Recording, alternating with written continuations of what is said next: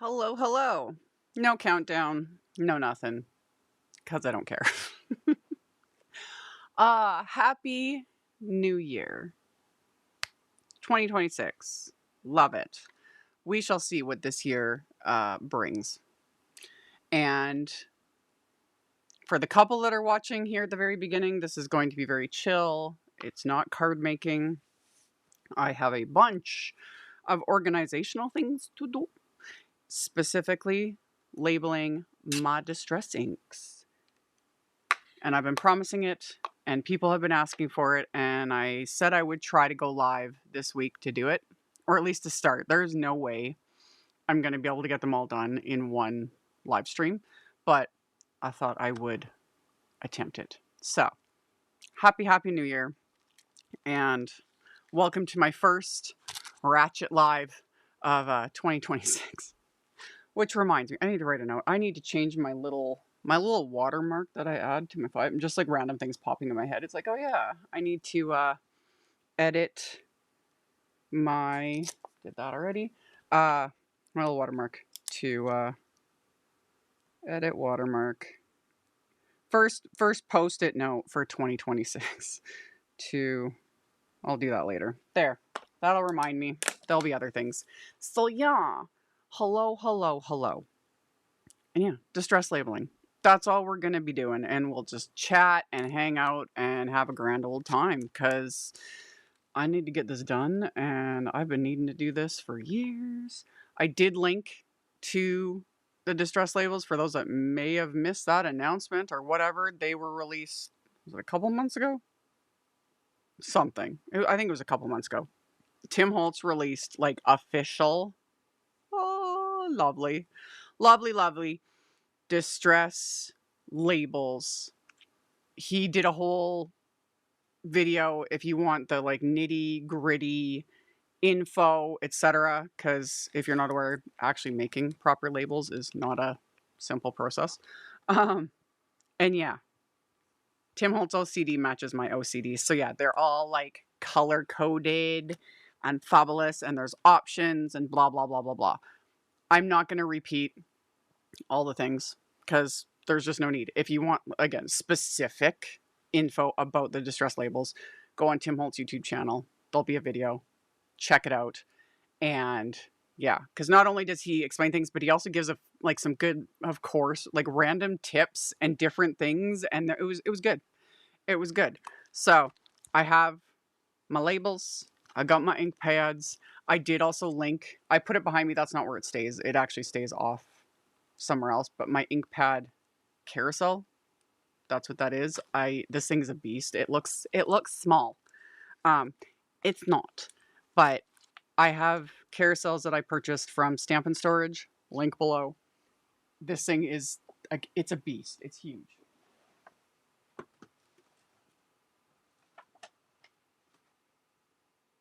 Gotta be careful with it. See, it's big. You know, it's enormous. Oh, so that's there. There you go. There you go. Yeah, that's the ink pad carousel. It's big. It's not tiny. It will fit in a. I always my everything's flipped. IKEA Calyx square that in our will fit inside. That's why I love them, because one square in an IKEA Calyx unit with a carousel, that's the distress one that holds both the distress inks and the minis, and it will hold 72 ink pads and all 72 mini inks in one carousel inside one Calyx square. So maximize the storage. And yeah, so that's the explanation. So I put a link to it. It's, if you're in the US, wonderful. If you're outside the US, just be prepared to budget a big chunk of change for shipping, etc. It, in theory, basically doubles the price. It was a lot. They aren't cheap, but it's a one-time purchase. You know, like I got it. never getting rid of it. I take care of it, and it just gets used. So yeah, I love them. Worth it. Worth it. Especially holding all of the minis as well. And then I have um a separate one for oxides. This one is my Distress inks, and then I have a separate one for oxides. 72, 72, da da da da da. So that also means a lot of labeling, especially the way I'm going to label it, because, like I said, Tim Holtz OCD matches my OCD, and there's, color labels. I got 4 of each because I'm going to label all 4 sides just because I can. Do you have? No. If you only want to put one label on, great, wonderful, because they're sold by the sheet.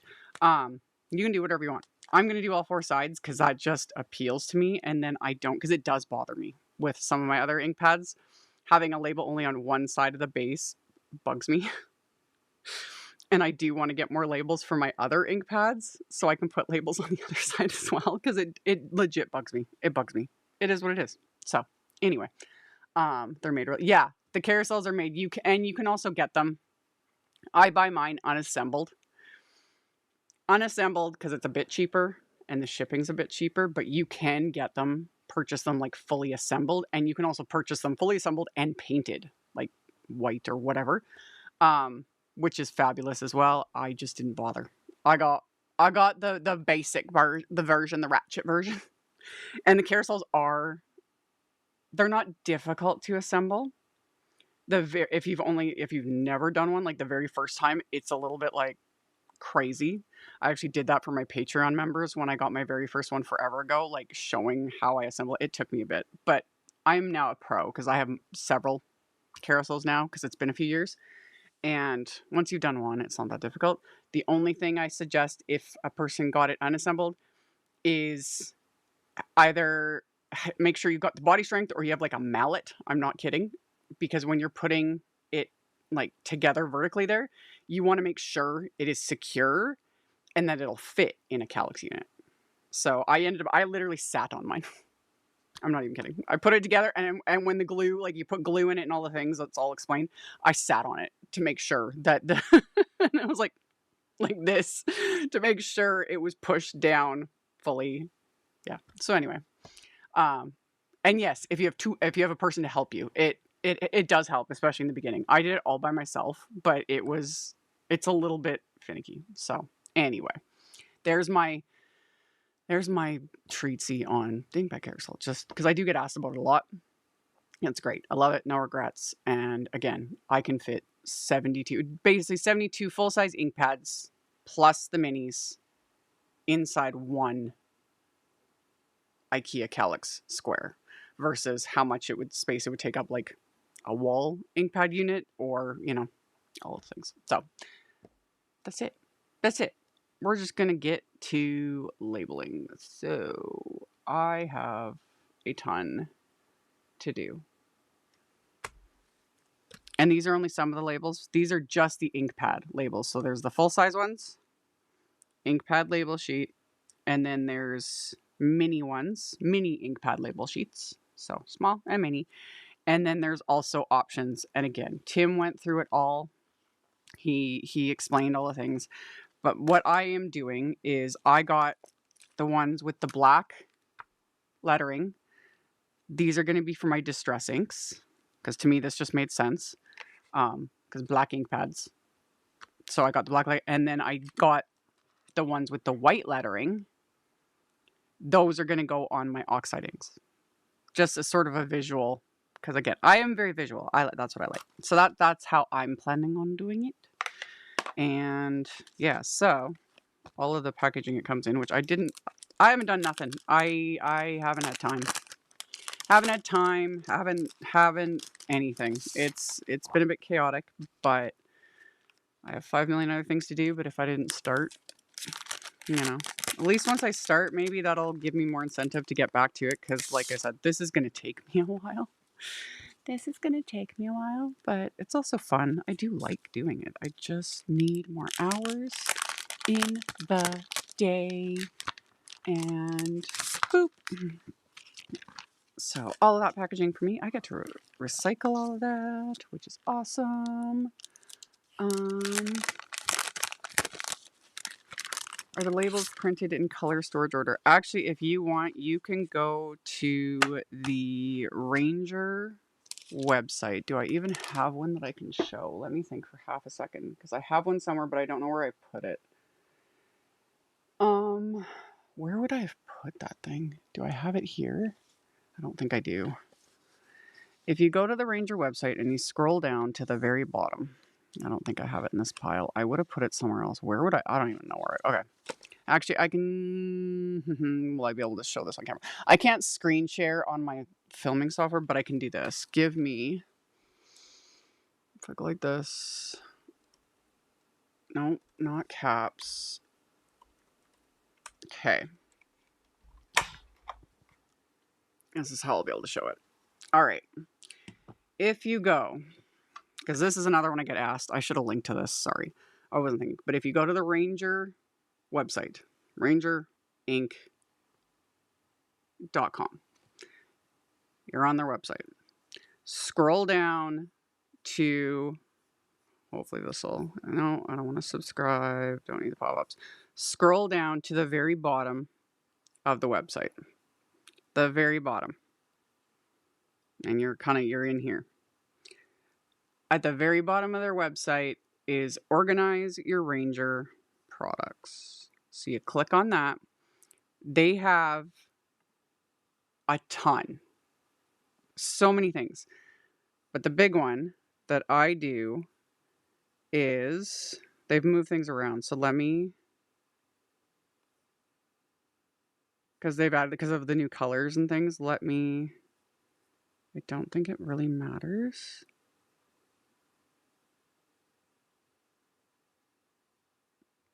I think if we just do the color, is it the color chart? I think it's the color. Yes. Okay. So you go, like, it doesn't matter if it's oxide or distress. The sprits are different, yada yada. But all I use is the color chart. So download color chart. You click on that, and you can print this off.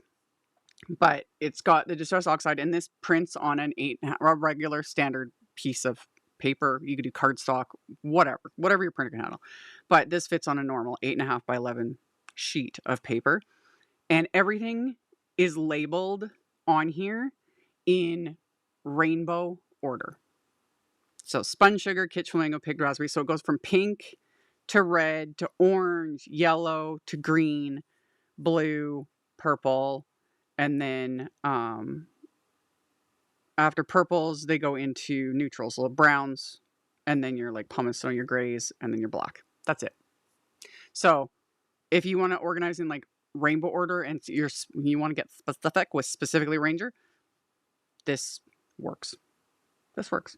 For the longest time, I've been organizing my inks in alphabetical order because it was easier to find it that way, because like just the looking for the letters. So I would know where everything is alphabetically. But with other stuff, I organize it I go in rainbow order because visual. And now that I have these color labels in all of their beautiful colors, my plan is to do them like in my carousel. I will organize them going in rainbow order. So all of the pinks to the reds, So that's where that is. It's a great little resource, and it also can work too because you can, if you don't have all the colors like the rest of us, if you're newer or you're slowly building it up, blah blah blah, that helps too because you could print that off and use that as a checklist. Like, oh, I have that ink pad. You could. It worked. I have printed that thing off many times. I just don't know what I did with them, but now I have all the colors, so I don't really need it as much. But yeah, hopefully that helps. So yeah. I grab, and like I said, mine are in alphabetical order for now. But once I have all the labels on them, my plan is to organize them in a rainbow order, because then it will also look visually pleasing, and that will make me happy. And because I'm also, this is going to take me a while, because doing all 4 sides, and I'm, it already kind of bothers me that this isn't exactly centered, but I think you can, actually, we can move these. Oh, yes, we can. Yes, we can. Tim Holtz is a genius, but also this is ridiculous. But I'm gonna be like that, you know. It is what it is. But yeah. Oh my goodness. Oh, thank you for the super chat. Thank you. But yeah, that should definitely help because I get asked that a lot with the Ranger stuff. And yeah, it's on there. They've got all sorts of downloadables. All that stuff's free. So you can download it, print it off, and use it to organize, do your thing. You don't have to get these labels, but honestly, like I have, and I'll show when I get to the next one because I already peeled labels off here, but I had old labels that I had printed just using a label maker on these, and that's been okay, but it's also been really annoying because they weren't in color. And then however many years ago Tim did that video where he showed another way to do the labels, and that video will still be out there. And it had to do with like using specific labels and adding the ink to them with a gel press and all this stuff. And I did get all the supplies. And then I never did it because I was like, this is going to take me like forever. And I wasn't sure what was going to work for me. And I put it off, and I'm glad. I'm actually glad that my procrastination paid off in spades, because then these are now officially a thing, and they're so much better. They're so much better.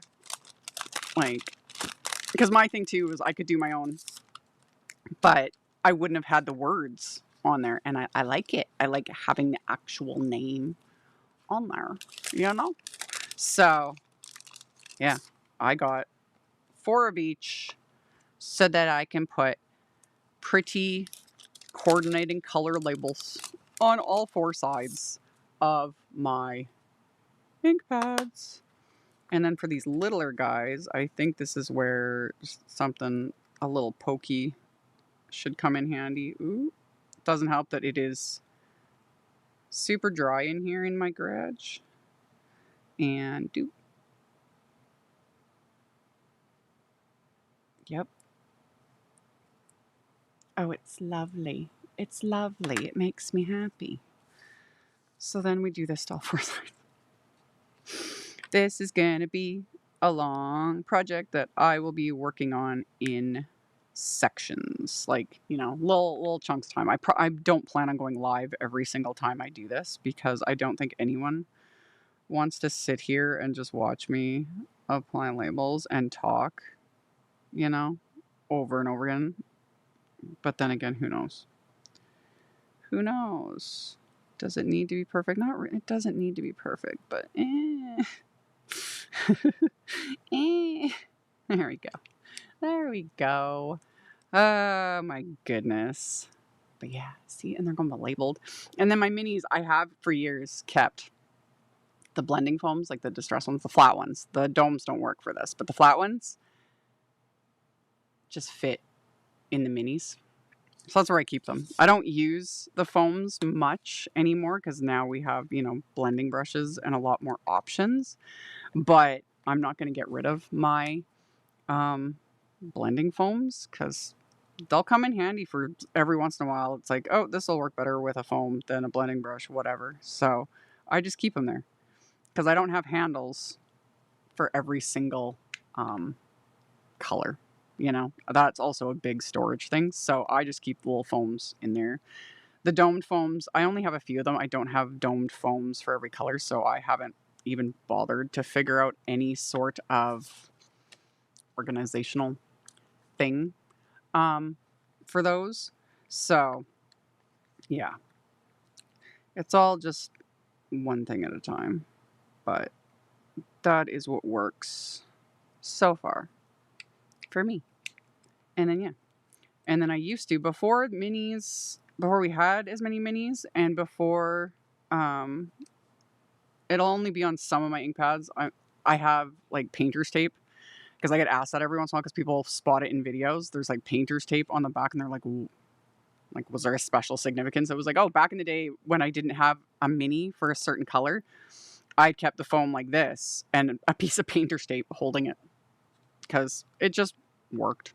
It worked enough, but the minis, it just sits enough that it won't fall out, you know?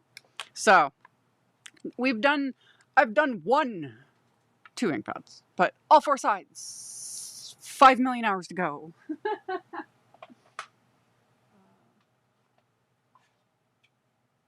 Yep. This is gonna be what? But yeah. It's all good.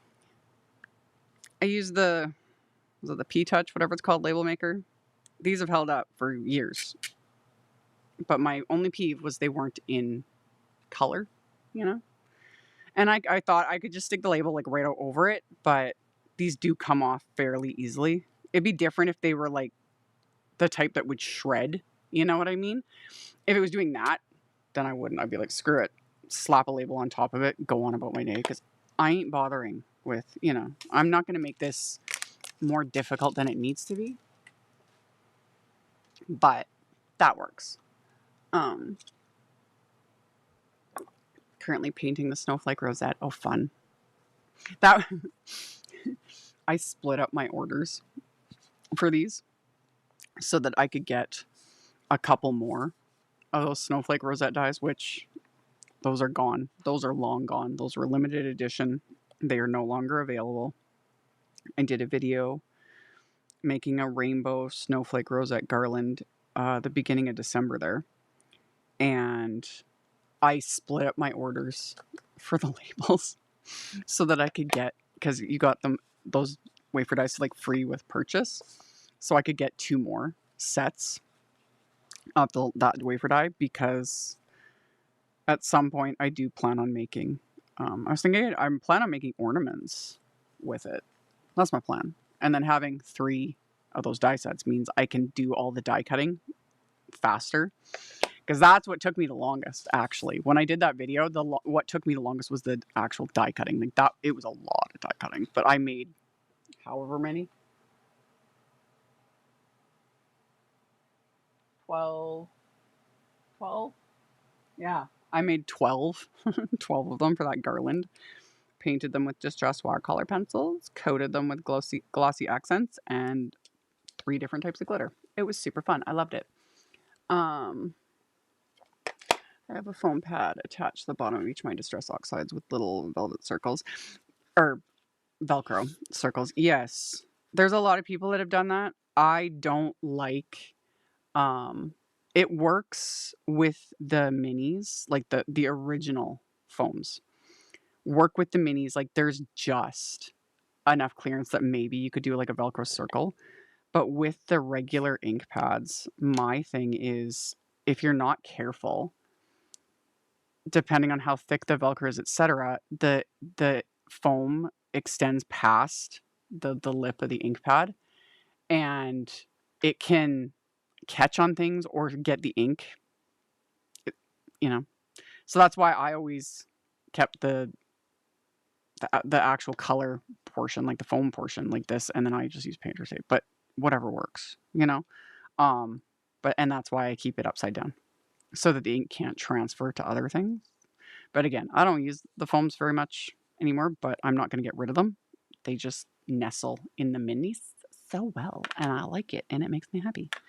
So, as I'm yapping, okay, continuing with all of this labeling, and there we go. For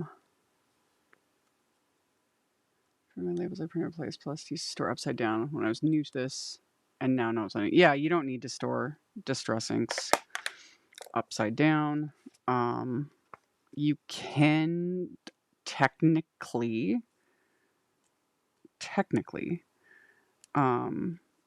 store distress inks in any orientation. However, it will depend on your climate. So, if a person is going to store their ink pads in any other way than like upright, you know, if people want to have them like in drawers, like sideways, upside down, whatever, depending on the brand, because it does vary by climate. So if it's what you want to do, I would take a few, store it how you want, and then continually check it over however long and just see if that works for you. Because again, it can depend on climate, it can depend on the type of ink pad, etc., etc. For some people, it won't do anything. It'll just be fine. It's like, oh, store them sideways, whatever. And for others, it might cause leakage.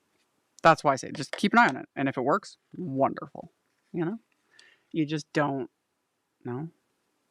But generally, in theory, with ink pads, it should be fine. But it could vary on like your climate, different things. Some ink pads just end up with way more ink than they need, and they're just a little leaky in the beginning, you know. But that varies. Um,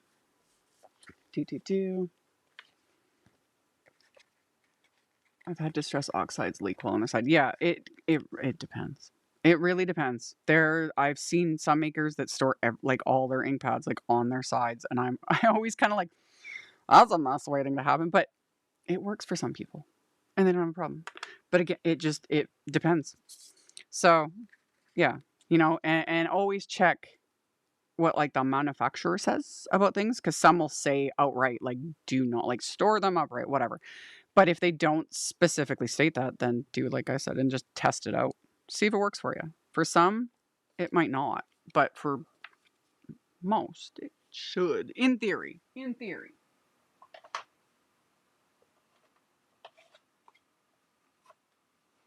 All right.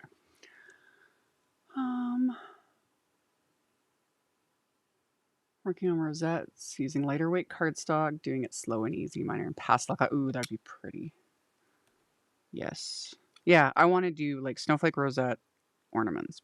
Basically in the exact same way I did my garland. So die cutting them from cheap watercolor paper and then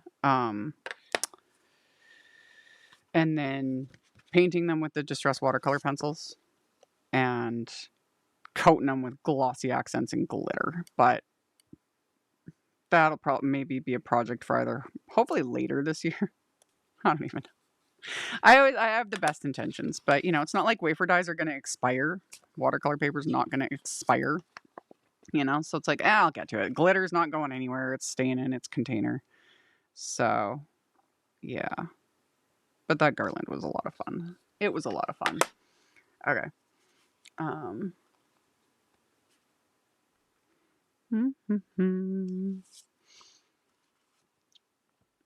Words points. Ooh, yeah, I use those words points. Oh my god. Cardstock or the stamp wheel 2.0. Well, it just depends. If you have the original stamp wheel and you're happy with it, awesome. But if you found that the original stamp wheel felt too limiting and you like, I like the stamp wheel 2.0 because it's got that removable. I don't even put that piece back on it. You guys see it when I use it in my videos. Like I keep that removable side off all the time because I'm always stamping the insides of my cards and stuff. So I don't even put that back. It's just sitting in the little box that I kept the box that came in because of course Altini and their packaging, fabulous. But I keep the box on a little shelf and that's where I set the stamp wheel, and that removable side is just thrown in there. I don't even put it back because I just don't care. And then yeah, their cardstock is great. I love Altenews cardstock. That's the other thing. I need to get a bunch of more Altenews storage pockets. The ones that fit the cardstock. I need to get another pack of those. It's on the list. They were sold out for a really long time, but I think they've got them back in stock. Because yeah.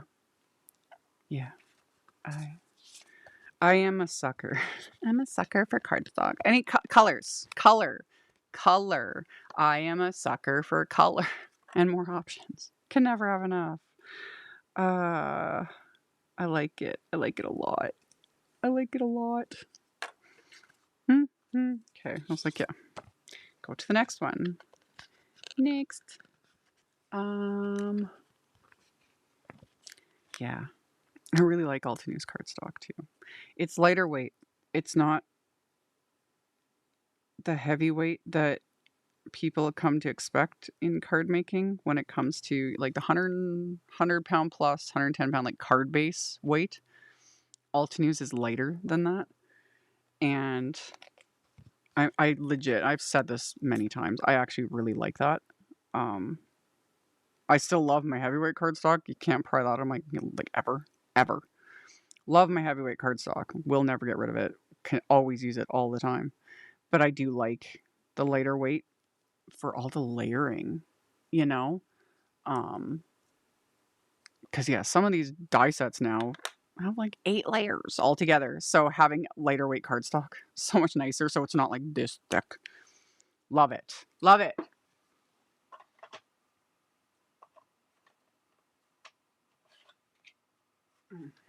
Oh, oh, there he is. That's not the right. That goes with that one. I was like, that's not this one. That fell out of that one. Okay, I know what I'm doing.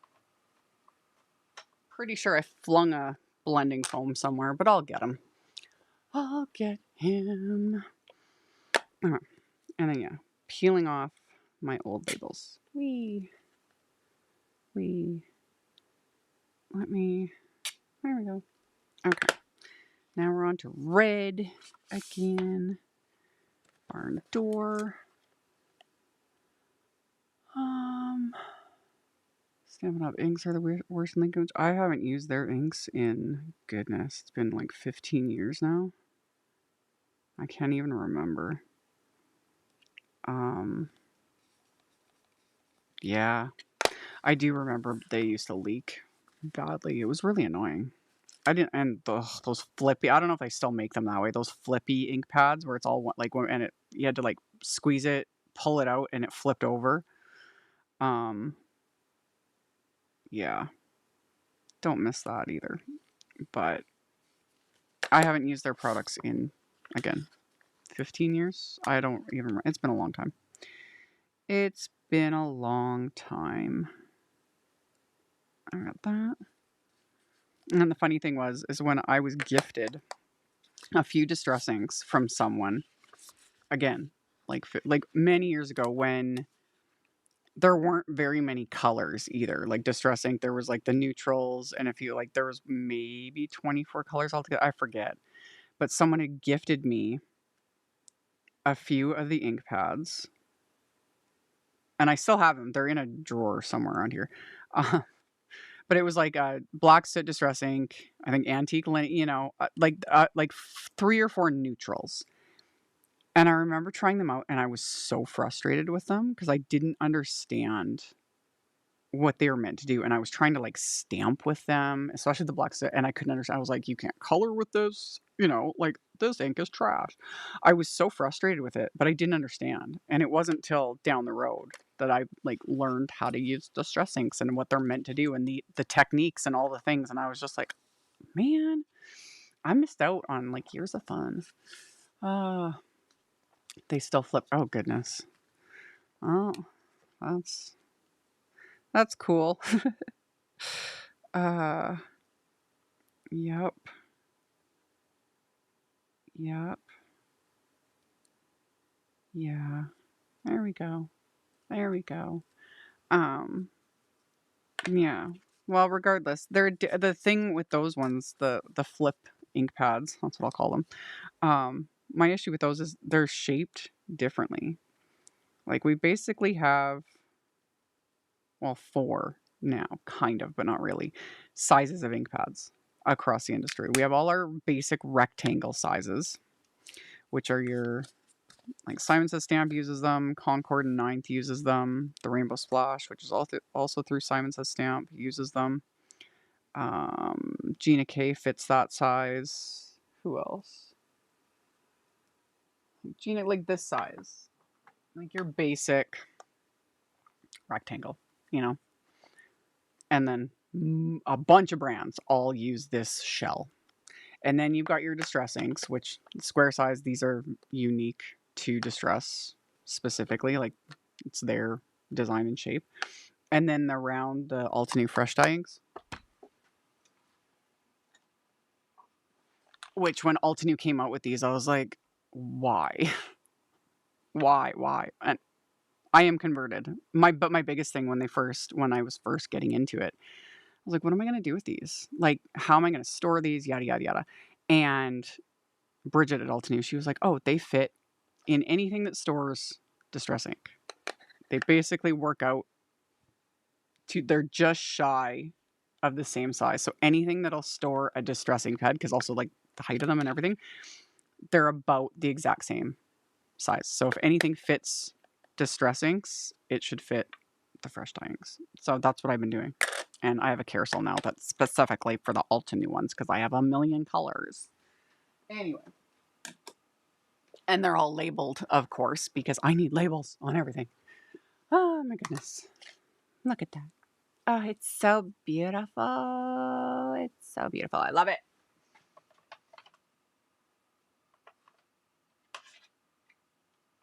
Speaking of black set, the OG.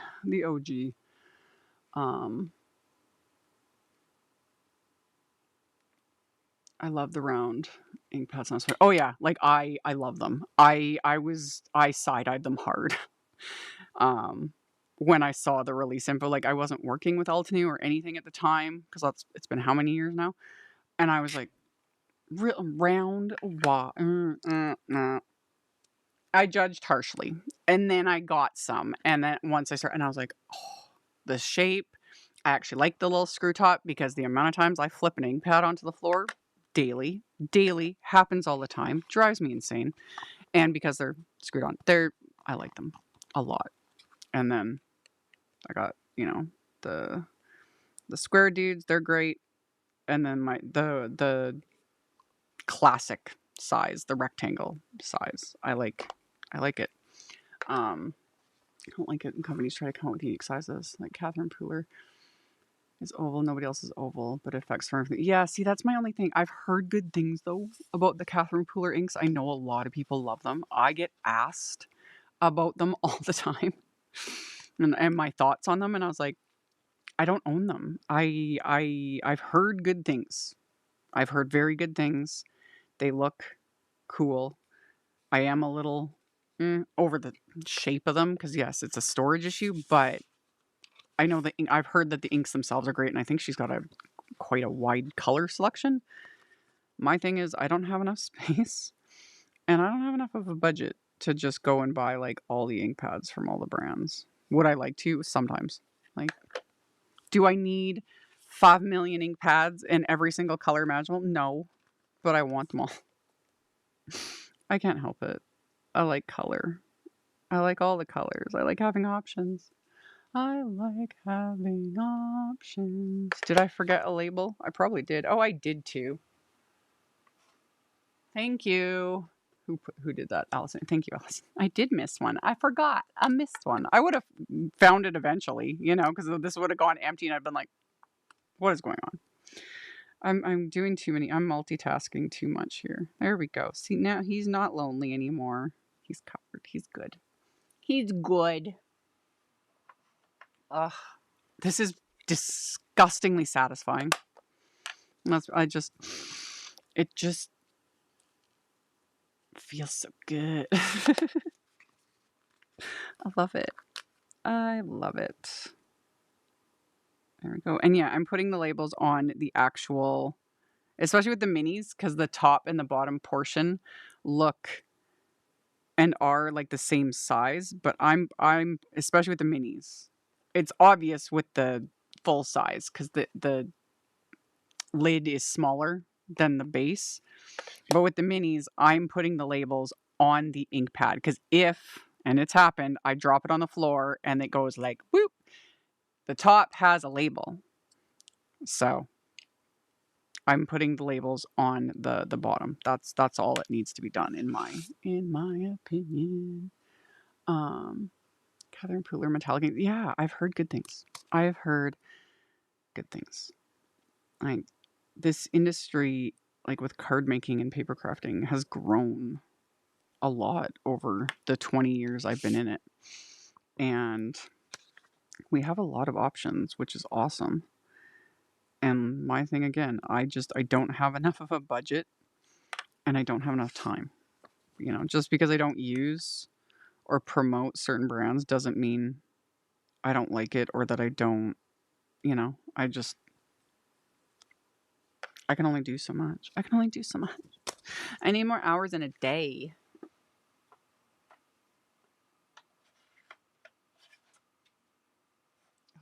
And yeah, putting them in the carousel with their labels is also very satisfying. I will when they're all labeled, then I'll go, like I showed that download in the beginning there, I will go through and put them in rainbow order in the carousel. I'm not doing that right now because that's just one thing at a time. So label first, then I will, put them where they need to go.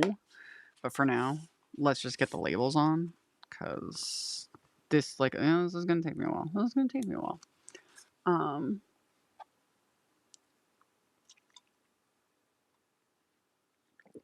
I bought all the Catherine Pooler minis. Have them in carousel wheel. Wish I had messed in larger size. I love them, the colors, but they go empty fast. Minis, any mini ink. Doesn't matter which brand. Any mini ink pad, I cannot recommend it enough. Plan to either get the reinker at the time you get the mini ink pad, or plan and budget to get the reinkers soon if you're getting mini ink pads of any brand, because you have such a small surface, which is great. It's convenient. You can have a lot of colors in a small amount of space. That's what I love.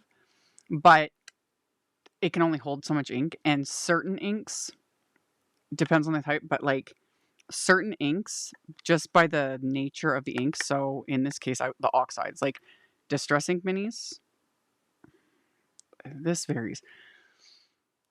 Distress ink minis, the ink lasts longer. It's because of the different formula. Thicker inks, like pigments, so oxides, pigment inks, you use more ink. So if you're getting oxide minis, highly recommend getting the reinkers ASAP.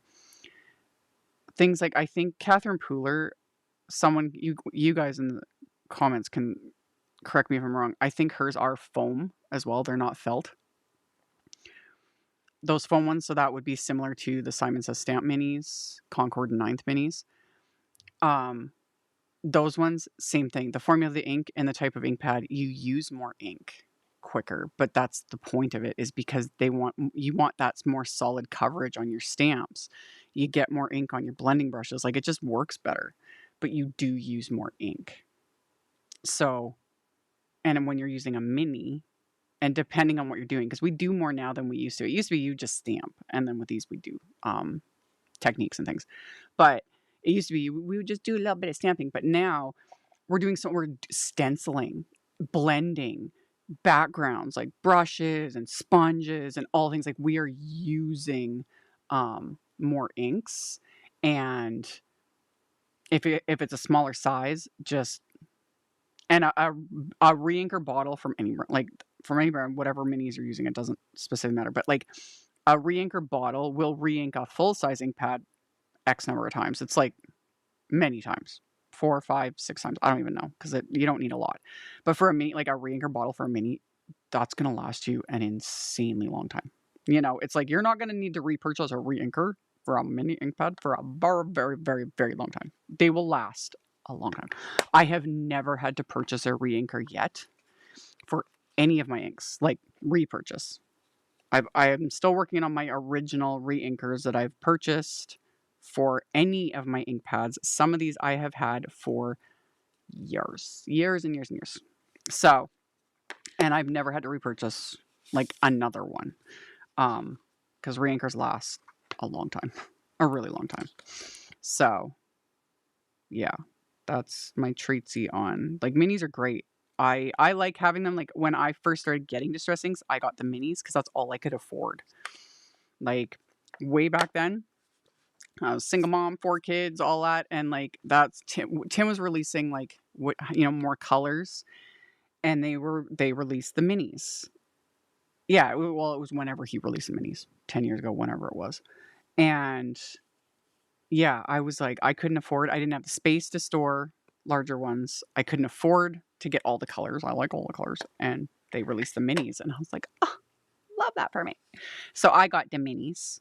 And then down the road, I started getting the reinkers. And just slowly, you know, bit by bit, I'd wait for sales. There'd sometimes be bundle deals, you know, those sorts of things. And I would just take my time with it and used the downloads and would mark off. That's one of the things I love doing is, you know, I make little checklists of the colors I have of things and whether or not I have the reinkers, which ones I want to get next, yada yada yada. Like, yeah, that's give me a little. I'll make up a little spreadsheet. Yas, I love it. I love it. For me, it's so good. It's so good. Um, I'm impatient when I want color. I'll buy all the ink pads just to have the different colors. I know. I'm horrible about that kind of stuff. Like, you can be so creative with limited colors. 100%. You can do all the things. And in some ways, it's a great thing because it gets you thinking and you can start mixing and doing all of it. I can say that, but also, if all the colors are available, I want to own every single color. It scratches an itch in the back of my brain that just loves it so much. So much. So much. But yeah. I invested in reinkers once I felt I needed some, but I got them when they had them in sets. Yeah. When it's like large sets of colors, you know, Ranger Distress is 72 colors. Some of the brands have 5 million colors. That's what it feels like. Like a lot of colors. There we go. Oh, so good. Yeah. It gets overwhelming. It gets overwhelming. And that's where making up a little chart. Some brands provide that kind of stuff. Ranger, like I showed. Altenew is another one. They've got a ton of free printables, charts, things. I've been using that. I still need to kind of organize. But yeah, printing up some sort of little chart and keeping track of what you got, what you need, it helps. It helps. And was Tim the first with mini pads? No. Mini ink pads have existed. The Distress ones are just a different, they do a different case. I've shown that. The Ranger customized the cases, and Tim did a whole video on the Oxide minis because they weren't able to do the Oxide minis for years. It had to do with the formulation, and they were having issues because they were testing it, the chemist and stuff. Tim explained all that in his video. A lot of people there was a lot of chatter online, a lot of complaints, and people were thinking a lot of weird things. But the issue with the Oxide minis was they were not stable enough. And I think the big issue too, I think they were drying out in the original case. So they adjusted the way the cases are made, which, just FYI, making like custom cases for things, insanely expensive. Insanely expensive. It's plastic molding is not cheap. Packaging is not cheap. And doing it custom, very big expense. And that's what Ranger did. So all the minis now actually have the notches are in a different spot. So some people will have the new ones. These old ones are fine. But yeah, there's a slightly, the size is the same. Just the shape is a little bit different. It's got its little edge to it. But yeah, mini ink pads have existed 25 plus years. Something. Very long time. So yeah, these are the Simon ones with their little ink pads. And they're basically kind of, for the most part, standard in size across the industry. So they'll fit interchangeably in storage solutions, if that makes sense. But yeah. Yeah.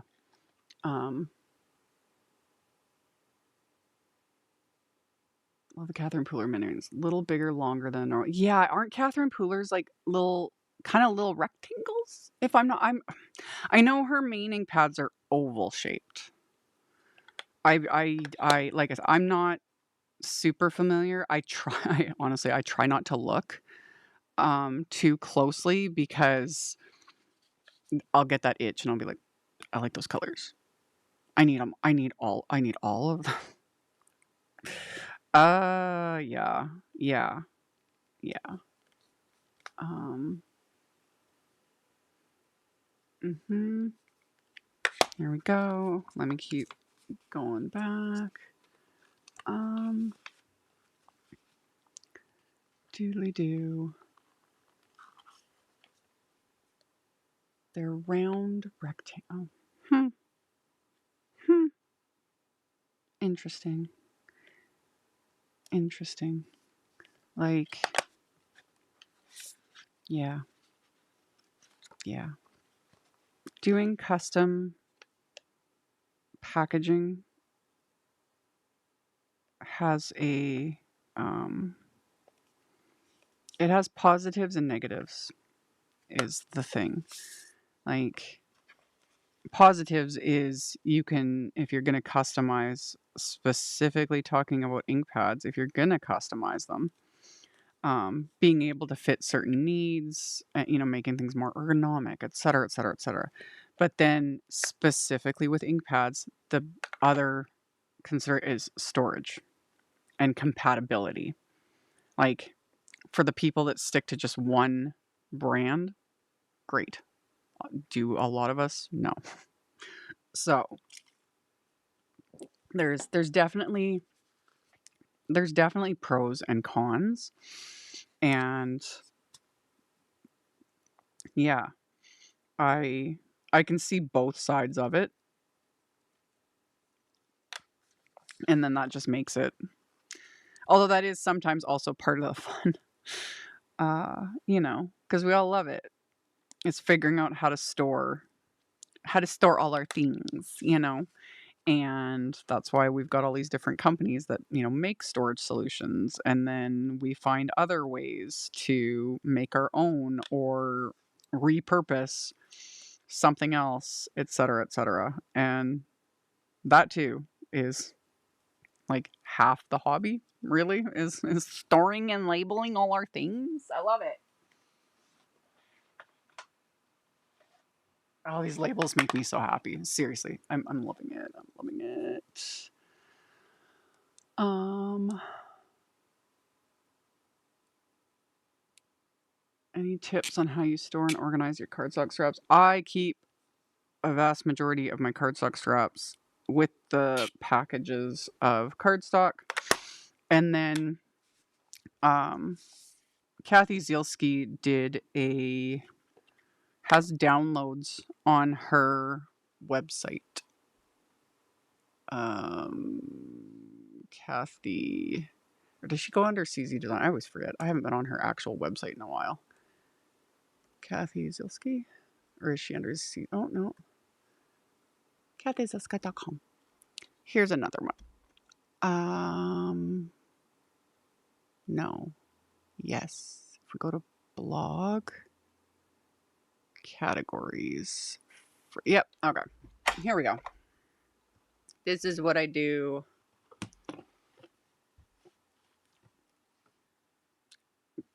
Kathy Zielski website. So kathyzielski.com, Zielske. And then when you go to her website, you go to, I'm so like professional. Like I said, I can't do screen sharing yet with my software. I haven't figured it out. But yeah, you just click on blog at the top, and then along the side here, she has free downloads. I go to free downloads, and then I scrolled down to, which one did I do? Next page.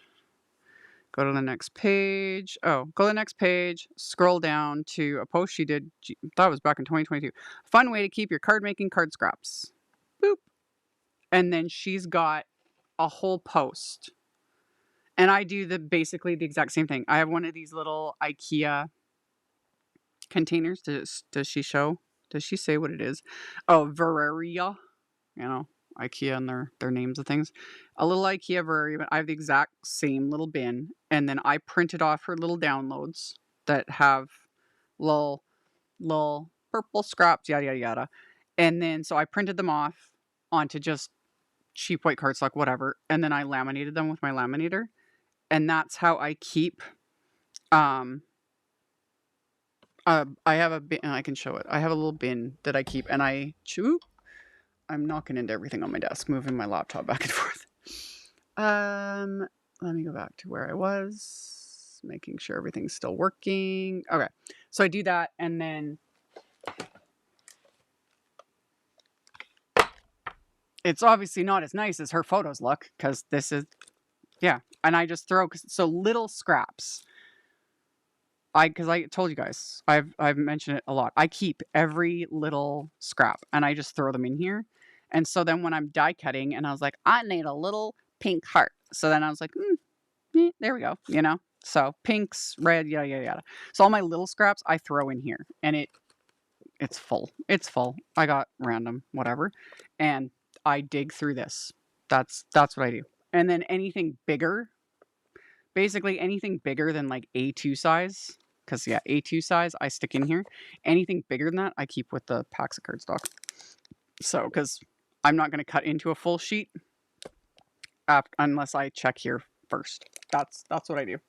So, and of course I know by sight a lot, like this is, you know, Simon Says Stamp Cotton Candy, that's Peacock, that's Mint. There's my favorite Midnight Green. Like, I know a lot of it just by sight, but yeah, it works. It works. And it just all sits in a little bin, and I got my fancy little labels.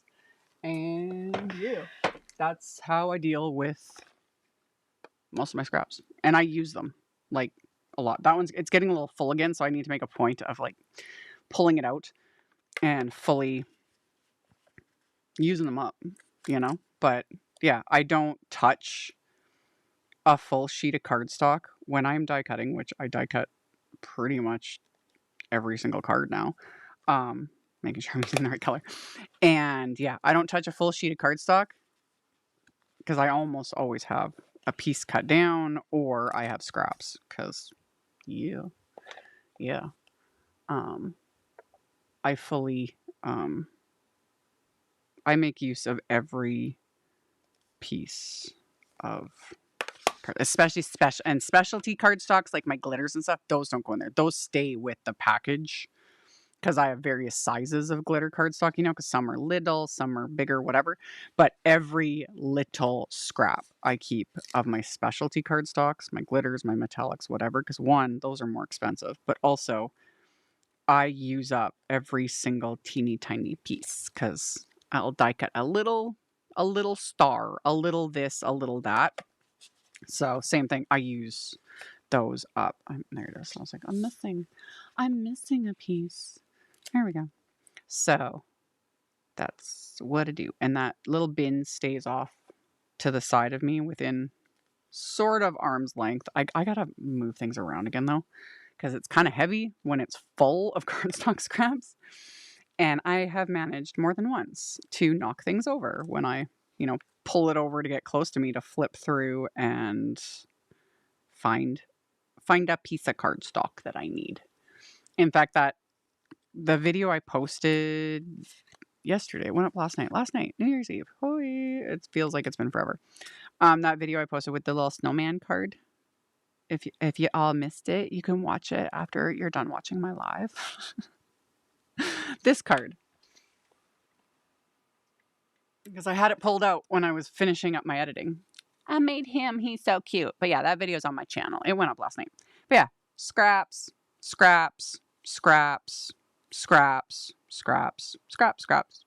Basically, this entire card was made from scraps. And even this back, because it's large, this was like almost A2 size, but I had a sheet that was already cut into and then, you know, cut out, die cut. But yeah, this whole card was made from scraps. That's how I roll. And he was cute and he was super fun and I had fun making it. And I need to make more cards with that little snowman because he's adorable. He's adorable. And I'll be doing that. I have more videos coming. I needed to take a little pause and just chill for a bit this afternoon. I was like, I need to start organizing because I am really bad about putting things off. And I'm already feeling so much better. Just even the colors I don't reach for very often, like brush corduroy. Don't reach for it very often. But when I use it, I like this color. And having the labels makes me feel awesome.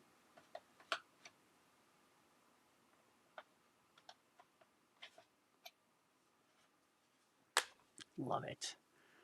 Love it. Yeah, the video for that card. Oh, yeah, Danica.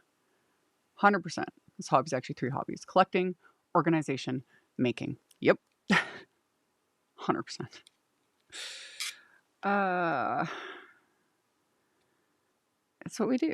And it's, I don't know, it's fun. It's like literally just putting these labels on. I'm enjoying talking to you guys, but like I am enjoying this. Like if I wasn't doing this live and talking to you guys, I would have like a movie or a show, like something on, and I'd just be chilling out, eating some snacks, labeling my ink pads, having a great old time, or I'd be doing it like sometimes like FaceTiming someone or FaceTiming another maker, and we'll just be doing. I think everyone that knows me is kind of used to I'm always multitasking. Like I have to be using my hands in some way constantly because I have too much to do anyway, but it's just what I like to do. So there's even been times where the unpaid intern will come in here when he's done his workday, or like at the end of the day when all the kids are in bed, I still have work to do. I'll be doing whatever, and we'll just hang out in here, and he'll be doing his thing, reading a book or playing a video game, whatever, and I'll be labeling. In fact, he would probably help me do this, but I'm also very OCD. I am so OCD. Yeah. But yeah. Okay. Where did oh, it's over here. It's over here. I was like, where did it go? There we go.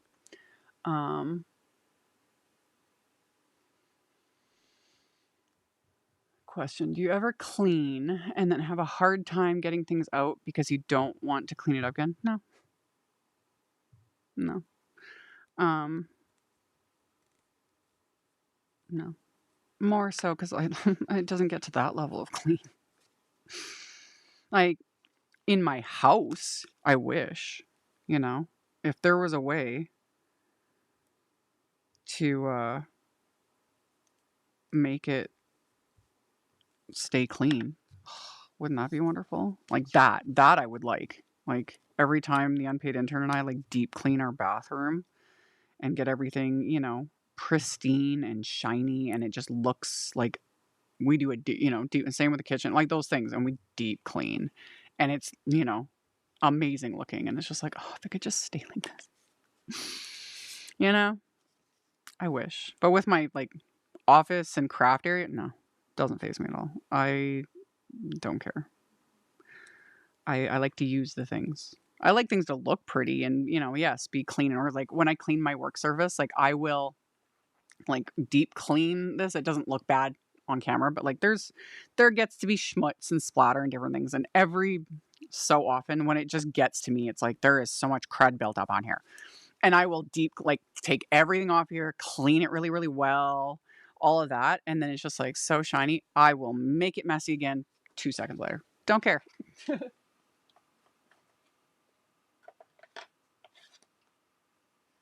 Like, yeah, I like making the mess, but I don't like doing, like, it's not as fun. With craft stuff, it's fun though. It's fun making the mess. It's fun cleaning it up within reason. Sometimes I get annoyed because I'm just like, oh, why did I do this? Why did I make whatever ridiculous mess? But I even though it's my job, I still enjoy the cleaning up, the organizing, and then making it all a mess again. Whereas like the kitchen and the bathroom and the rest of the house, it's just like, no. I just did this. I laugh when the kids, they all go through that phase, heck, even into adulthood, and they're just like, but I just did that. Like, I just helped clean the bathroom. I just helped put the dishes away. And I was like, yeah. And we use this 3 times a, 3 meals a day and snacks. And, you use the bathroom, yada, yada. I was like, it gets filthy. You walk inside the house with your winter gear on. It gets mud and water and crud everywhere. Welcome to life. Question, does the bundle come with 4 sheets of each color, or did you order multiple packs? There's options. I just linked to like the distress labels and they'll pop up. I linked to them just because there's options. You can order them as individual, like 1 sheet. And there's within each there's color with black writing and color with white writing. So you got the 2 options, and then there's like bundles with available. Like you can get bundles of, I think I ordered mine as the bundles of 4 of the minis on black, 4 of the minis on white, 4 of the distress full size on black, and 4 of the distress on white, because I talked about that earlier. All my distress inks get the black lettering. All my oxides are going to get the white lettering. It's visually pleasing to me. That's how I like it. And yeah, there's options. There's whatever works. It all works. I'm missing. There it is. I was missing one.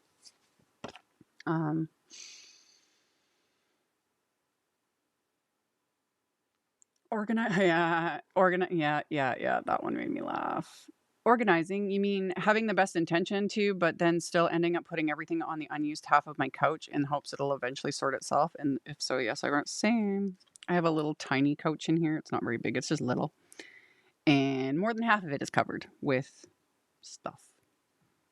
And yes, when the unpaid intern does come in here to hang out with me, he has to wedge in there and move things so that there's space to sit, because it's I have nowhere else to put it. I keep things as much off the floor in here as possible because we've had flooding issues in my garage, and that has been so fun. So I already kind of keep a point of keeping everything off the floor for the most part, but now I especially keep everything up and off the floor. Fun times. And whatever surface. All the surfaces are covered. I don't have a single clear surface in here. That is my only peeve. I always joke about it. I need a bigger boat. I would like to have more surface area. Even working. You guys see it in my videos. My videos are not, one product in a cardstock and it's clean like this, I love makers that are able to do that. They're very professional. I'm sure it's a mess off the screen. It is. But I can't even do that. It's it's like this. Just, I don't have enough space. It is what it is. I would like more space, but that's probably never going to happen. We need a bigger boat. We need a bigger boat.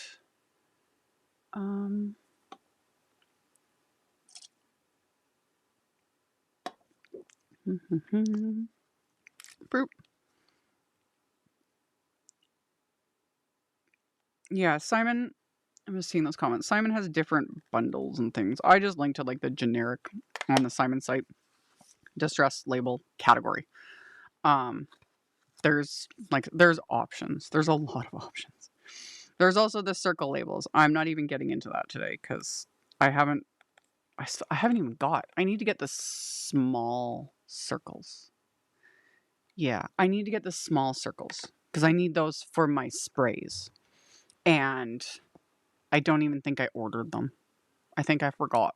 So that's on my list, but one thing at a time. I'm going to get my ink pads labeled, and then I'm going to figure out the rest of my life.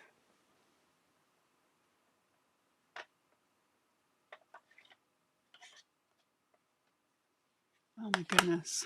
How long has this been? I haven't even done 12 large, 12 mini, and it's been an hour, but I also have been chatting and distracted and showing random websites. So whatever. But yeah, this is going to be a project for a good long time, which I'm fine with. It's fun. It's fun. I like it. I like it. Oh yeah, Ranger has it on their side. I forgot to add that. Darn it. I can do that. I can do that. I can multitask. I can multitask. If I go to the never mind. Would I just do it like that? Let me check, you guys. Storage, tools, and accessories. No, let's just go Distress, label, sheets. I forgot to link to those on, like, obviously the Ranger website carries them. Here we go. Let's do that.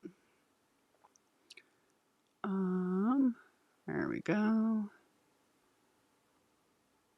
Add to end of list. Close. Close.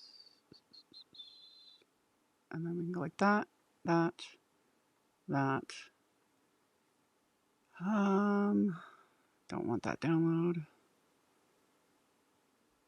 Shop. And then I can add this link. This is me being a one-woman show. This will update in a second on my list. There we go. I totally forgot to add that. There we go. So then we go burp, burp. No. And then I can do this. And then I can edit this. There we go. Save. And it's updated. And my hair is a mess. I don't care. Again, I don't care. I don't care. Hair's a mess. Don't care. We're just chilling. I use the mini circles to label the bottom of the mini. Oh, I know. There's so many options with how to use them. The different labels. Like, people have been coming up with some creative things. Like, I will most likely be getting even more labels for. Yeah, like I liked I think it was either the mini circles or no, I can't remember. I think Tim was using these. It was either these or the mini circles, but I think it was these in the Distress watercolor pencil, like in the inserts, you know? And he showed that so that you know, like, where they, and I was like, I like that. I like that idea. So, yeah. Yeah. I will be like, once I get, you know, one bit at a time, I'm going to get more. And these are not like, that was the thing too. These labels, none of these are like limited edition. You know, they're not going to get retired or anything. Like, there's no rush. You know, you don't have to order 500 packs of labels because they're going to go away. No, like, these are here. So I got what I needed for now. I'm going to get more once I figure out what I need. And I always like to wait too a bit because, yeah, someone comes up with something super clever. And it's like, well, aren't you like a total genius, you know? And then it's like, ooh, I need this tool, label, organizational something, you know? Because, yeah, people are very creative and I love it because I'm not that smart more often than not with certain things. And then someone will do something and I was like, you are a brilliant human being. I love it. Okay. The mini, yeah, okay. He was using the mini labels and putting them, and I like that. Because again, there's a lot of us that have those little touches of OCD, you know, and we like our things in order and labeled and all of it, and I love it. I love it. I love all four sides. It's so good. All the other brands need to have more label options. So I can just like label all the things. Seriously. I love it.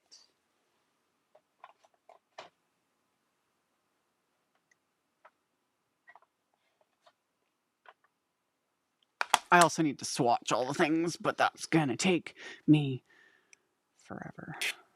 Forever. I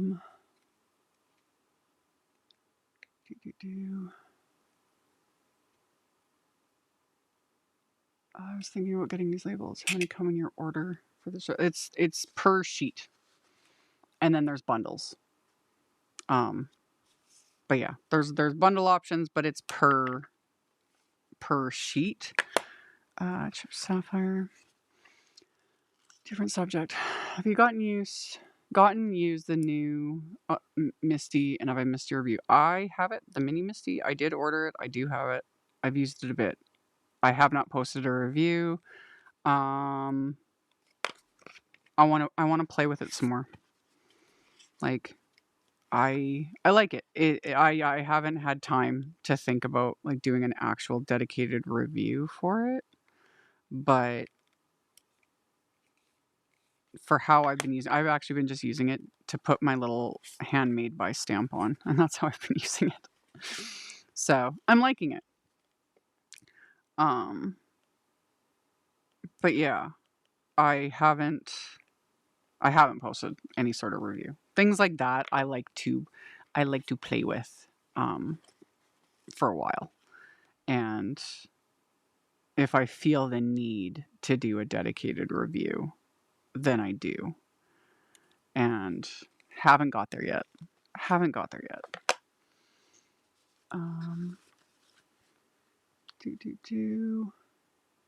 I think.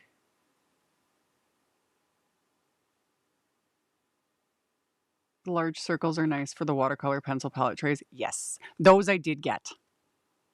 I am planning. I have not done, because I've been slowly, very slowly. I did that video showing how I made my watercolor pencil palette, because that was something, that one I get asked every time it shows up on screen, and I knew it would. So I did a dedicated video showing exactly how I did it. Still get asked about it, even when I link to it clearly. I've had some people get very angry over that, and I was like, it's right there. It's linked. It's linked. It's on my channel. It's also linked in the end screen. It's right there. It's linked. But yeah, when I did it originally, that was when the watercolor pencils were new, and we only had the like half the colors, and that's how it was supposed to be. And that was great. And then because they were so popular, Ranger caved and released all the colors, because it's like, why not? You know, we're going to use them. So I got them, and so I'm redoing those palettes, but it's time. And for me, it's very, very difficult because sharpening all those pencils, I can only do short bursts. My hands ache. It is so painful. Worth it, but painful.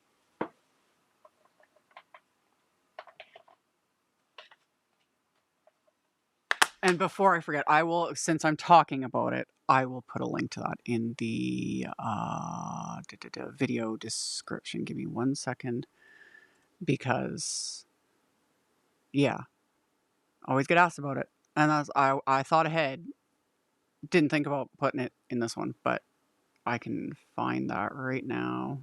I think I just labeled it. Found it. It's right there. There's a link.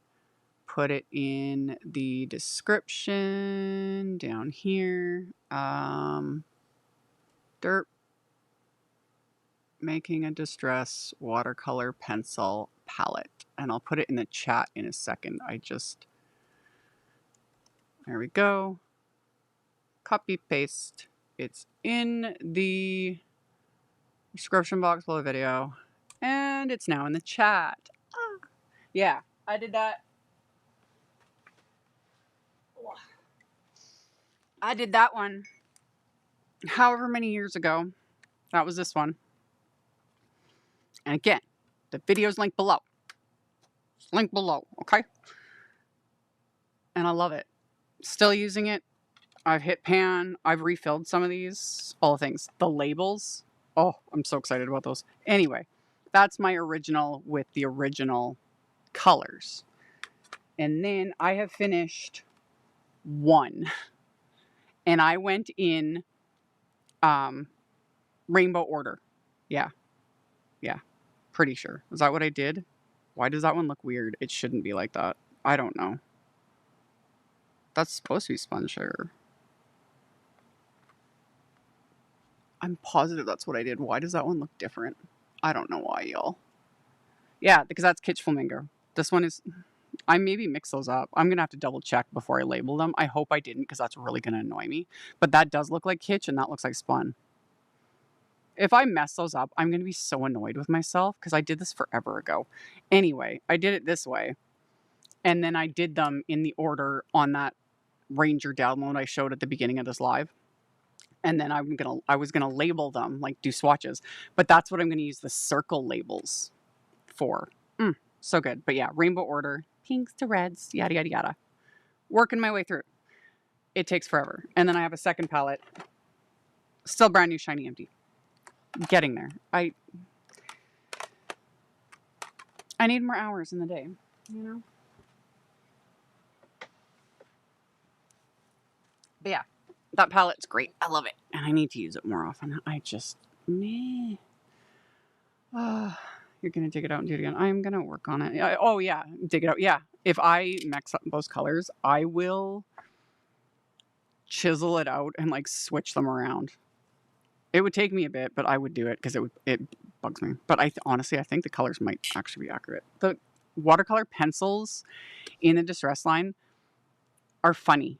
The colors are slightly different here and there with some of the shades than what you would expect because it's a different medium. It is what it is, and it's fine. And a lot of times they look different, like in pencil form, in solid form, versus when they've been painted on. So, so yeah, it is what it is.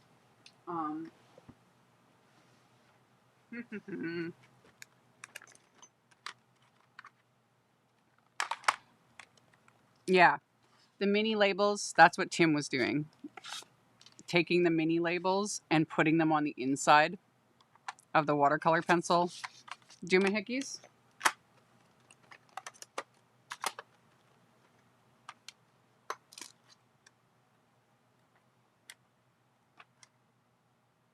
Ha. Unless Ranger labeled them, which is possible. There's a chance that Ranger labeled these wrong. I didn't do the colors wrong. These are my originals. Now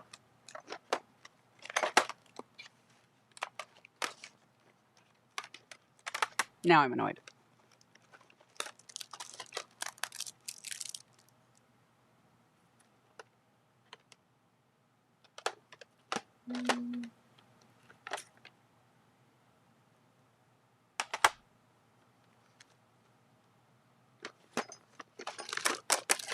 I had a feeling when I did these. I think mine were mislabeled. Because this one, Spun Sugar,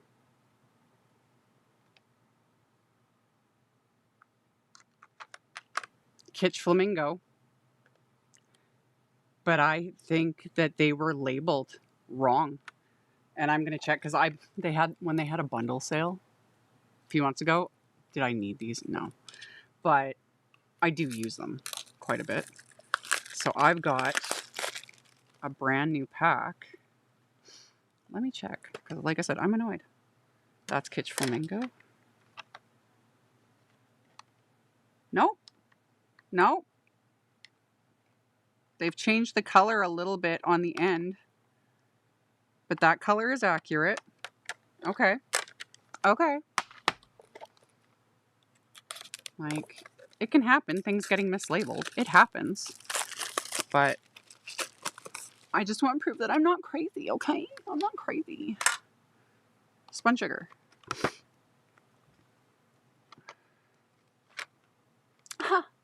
I'm right, okay? I'm being so petty, you guys, but I'm right. The colors are accurate. That is Spun Sugar. That's Kitsch Flamingo. I know, it looks weird, but it is what it is, and I was right. I was right, okay? I know my colors. I thought I was losing my mind.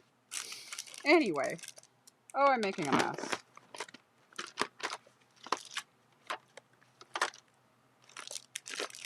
But we're good. Crisis averted. I don't have to chisel these out.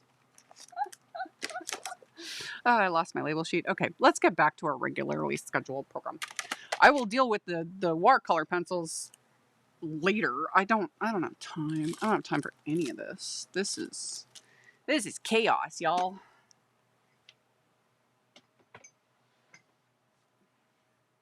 We good. We good. Oh, and I lost another. This guy goes with candy. No. Ooh, where did he go? That's probably barn door. Get in your home. There we go. There we go. Okay. Okay. I love to see you use them. I've got an entire playlist of videos I've done using the Distress watercolor pencils. Many videos, dozens of videos, and yeah, they're beautiful. They're fun. And then my most recent was that snowflake garland video that went up, that I put up December 1st. I used several colors, but that one I picked raspberry for my pink, and it was beautiful. Picked raspberry is one of my favorites, of course. They're all gorgeous. But yeah, thankfully I did not make a mistake. And I know it throws people off when you saw those two like side by side, but there's, yeah, method to the madness in terms of like color saturation and opacity. And when you are dealing with, yeah, it's just a completely different, because they're solid pigments versus dyes, and Ranger does not use like a bunch of fillers and stuff. So it just is what it is. Is anyone else impressed you bought a second set of the watercolor pencils because there was a bundle sale? It was a good sale. That sale was like crazy good. When I was like promoting it ever, because I was like, this is a good deal. Like, what the heck? And I was like, again, dude, did I really need them? No. But I was like, at this price, and it's it'd be different when it's like liquid products, like something like paste, something that can dry out. I'm much more conservative, and I will temper myself, because it's like, ooh, a great sale on something, whatever. But something like that, it's like, those are never going to go bad. They're never going to dry out. They're never going to degrade, really, at least not in my lifetime. So for me, it was worth it, because I was like, I do use them a lot. I want to, I got my palettes, and then like I do projects like that rosette garland I did, which I used a good amount in my palette for that one. Yeah. So, and that price was amazing. I was like, I've got backups. I have a lifetime supply of Distress watercolor pencils. So, yay me. Yay me. I checked mine and they look like yours. See, I'm not crazy. I'm not crazy. I know my color. Yeah. Yep. Yep. I feel good. I feel good, you guys. I feel good. I know my color. I know my colors. Most distress colors I know on site within reason. I would know them, like, I could probably, like, without looking at the labels or anything, I could probably name every single distress color at this point. But also I do use many other brands, so there's a lot. There's a lot. But I do know my distress colors for the most part. Still need to do swatches though, of all of them. Because again, a visual. Like I like to see things, and I like to do the swatches. I like to see my swatches, and they also make me happy. And with distress, I need to do swatches for all of my distress. But that's also that's for future me to figure out and deal with, because current me is, I'm gonna label my ink pads. I still got to work on those distress watercolor pencil palettes. That's for future me to worry about.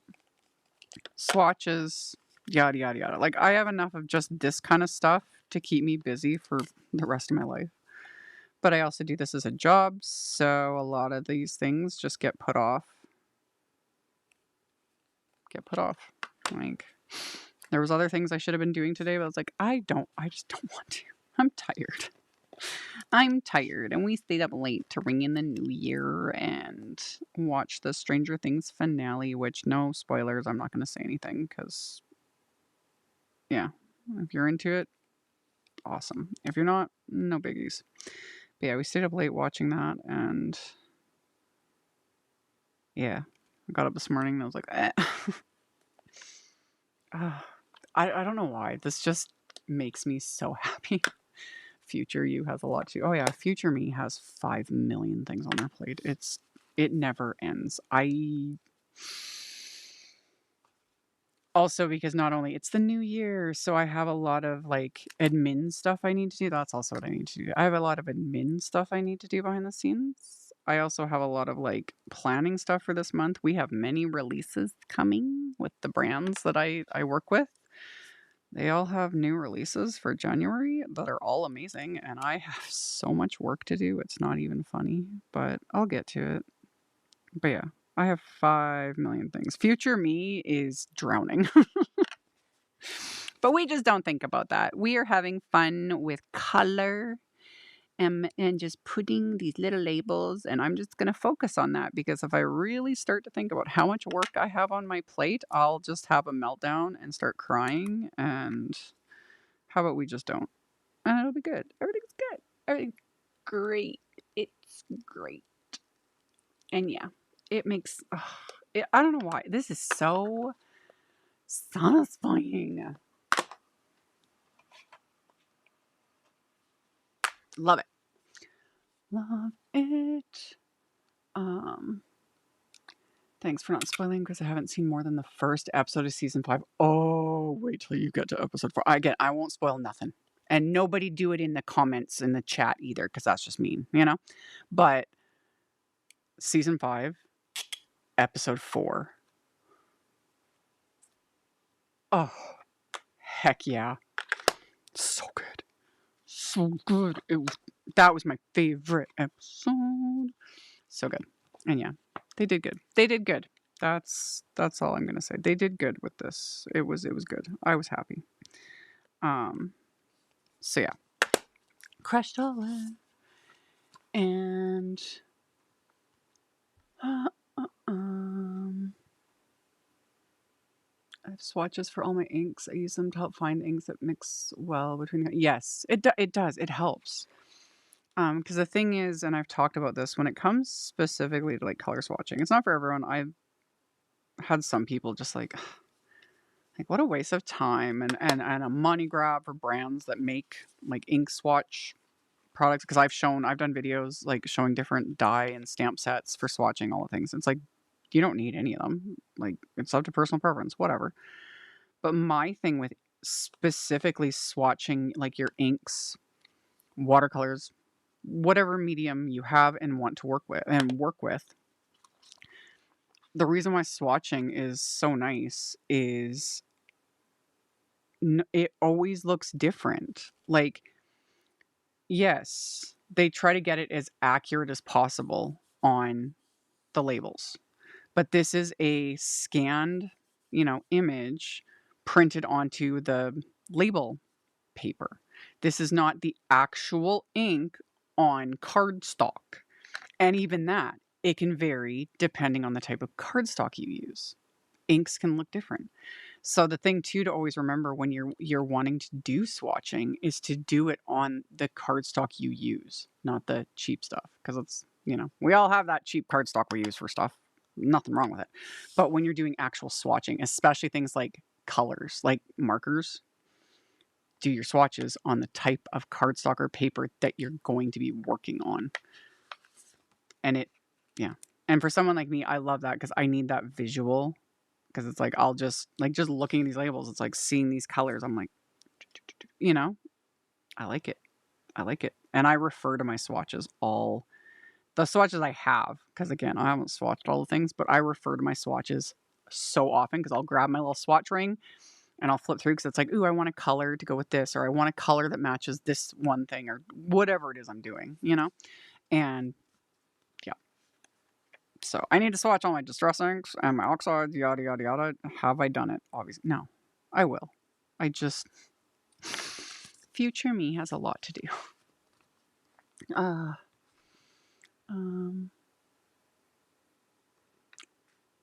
Want to binge it so bad, Stranger Things. We have to wait till Bestie has time because we promised to watch it together. Yes, we're both 40 plus. Oh, I know. Me and the unpaid intern are the same way. Like, shows that we watch together, we watch together. Like, we do not break that rule and watch, those shows separately because the other person's busy or what, we save it to watch together. That's our little date nights, is watching whatever show we're currently into. So, yeah. Yeah. It was good. It was good. Loved it. Loved it. That's all I'm going to say.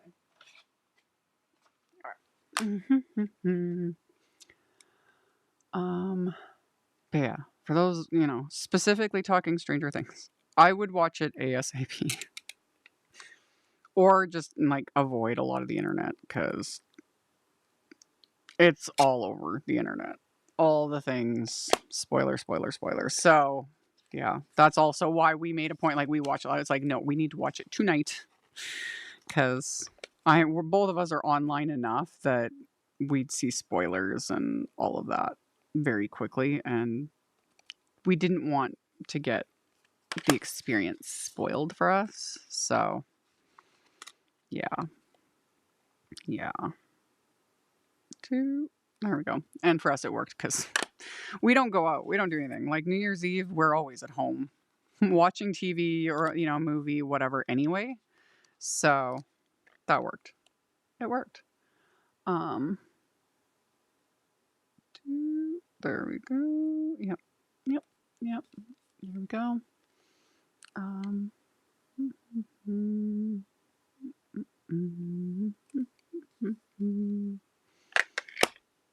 Dried marigold. Oh, I was like, what am I doing? What am I doing? I swatch all the things because I need to see the colors visually. Same. I am in the exact same way. I am very, very visual, which you guys can, like, all my, stuff behind me. I like having... I am very much kind of an out of sight, out of mind person, and so at the bare minimum, if I have swatches of things, then they don't have to be, organized on display. But I'm very behind on all the swatching I need to do. And yeah, it doesn't have to be fancy. More often than not, I keep a lot of it pretty basic. I've done several videos. I have a little playlist I know on my channel showing different swatching I've done over the years. I use a lot of waffle flowers, like die sets and little stamp sets for a lot of my swatching because it's just works for me. But I still keep it pretty basic. And yeah. Yeah. I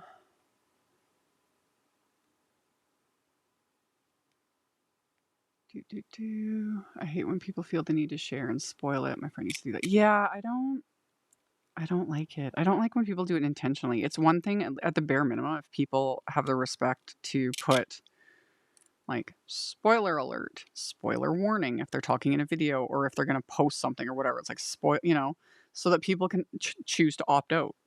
Like, that's the proper. And I'm not going to discuss nothing in here because it just went live last night. So, yeah. I know a lot of people haven't had a chance to watch yet, so we're not gonna say nothing. Because, yeah. I technically don't like spoilers, but depending on what it is, series, show, whatever, certain things, I either can't avoid them or sometimes curiosity gets the better of me, especially if I'm, like, really into it. And then I'll start checking out some of the spoilers, like, because I can't help it. But I try not to, because, yeah. Yeah. Just is. Okay. Doodly-doodly-doo.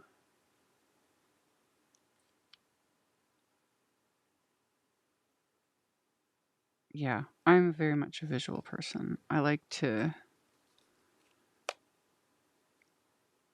see the colors. That's why I do what I do. That's why I do the videos and all the things, like actually physically seeing. That's why I started my YouTube channel. That's why I started doing a blog. It was like, this is how, I know it sounds silly with this, but you know what I mean. Like, this is how this looks. This is how this works. This is how it is in the packaging, whatever. It was why I started doing what I do online. Because I was like, this image of this stamps, whatever, I would order something online for crafting and it would show up and I'd be like, I'm sorry, what? This looks nothing like I thought it was. Um, and so I started my little blog. And then it evolved to the YouTube channel that then evolved to what I do now, which, yeah, it has been almost 18 years since I posted my first YouTube video. Crazy. Crazy. So yeah, I was thinking the other day I need to film a proper intro to my YouTube channel. I'll get to it. It's on my list. It'll be one of those days where I actually feel like putting on makeup and doing my hair properly, and film something professional. Like, welcome to my YouTube channel. Like, welcome to the chaos. So yeah.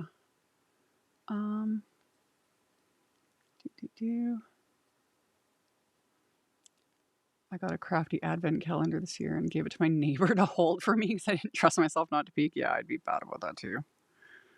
I was bad about that as a kid. Those little chocolate advent calendars, obviously. Heck yeah. I always kind of kicked myself even as a kid, later on in the month, because of course I had already peeked or swiped the little chocolates ahead of time because I am a sugar fiend.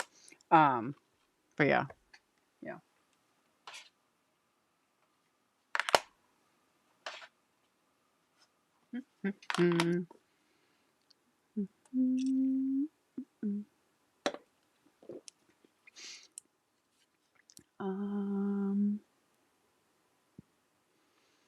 Color wheel, paper swatches. Yes. And yeah, I've been doing swatches of my cardstock. I did a live stream. Yeah. It was another one like this, just a chill live where I was. Did I do it for that or was it with my Patreons? I did it somewhere. I don't even remember. Y'all, again, I've been doing videos for 18 years or however long I said. I don't even remember. I've forgotten. I've forgotten how long it's been. It's been forever. I have been doing die cutting tags of my cardstock and doing cardstock swatches too, which is still a project for future me. I've done a bit. I still have a ways to go with the rest of my cardstock, but that has been extremely satisfying, and I refer to those swatches all the time. But again, I do this as a job, so I do have a lot of options, a lot of colors, a lot of things, and I need to get better organized so I can do my job better.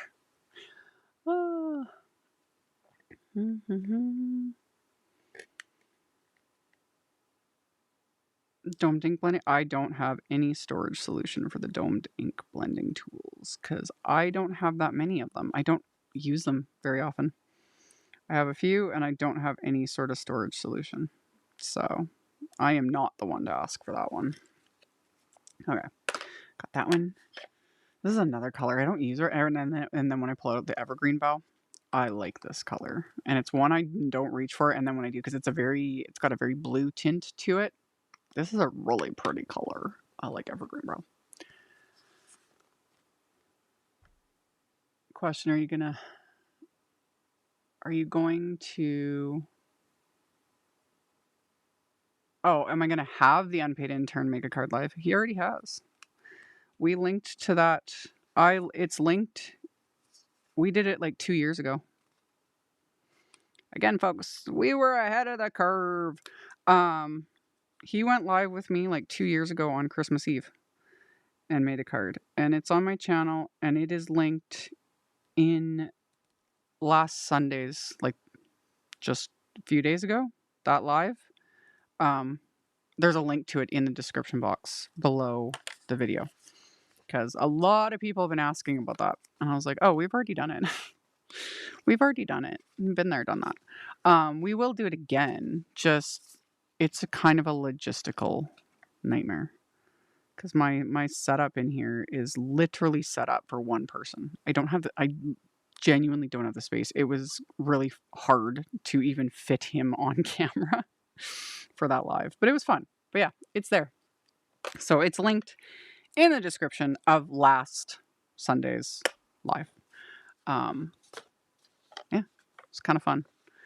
And he will 100% do it again. He has no problem doing it. The issue is legitimately not, I'm not kidding when I joke about, like, I need a bigger boat, I need more space, blah blah blah. I do, because everything, the way my cameras are set up, the way my workspace is set up for one person. And yeah, fitting a second person, it's more than just like even having a chair. We brought in one of my like the chair thingy that we have in our kitchen, like on our kitchen island, because my desk is high. It's not a standard height. It's like a drafting height. And we brought that in here, but it has this huge base to it. So he was like kind of hunched over, like his knee. It was ridiculous. It worked, but it was ridiculous. And yeah, just getting that thing in here because it has a ridiculous base to it is annoying. So yeah, we don't have the seating, and I don't have the I have to like move so many things around just to make it work, which is annoying. And I want to, and he would do it, but yeah. Yeah.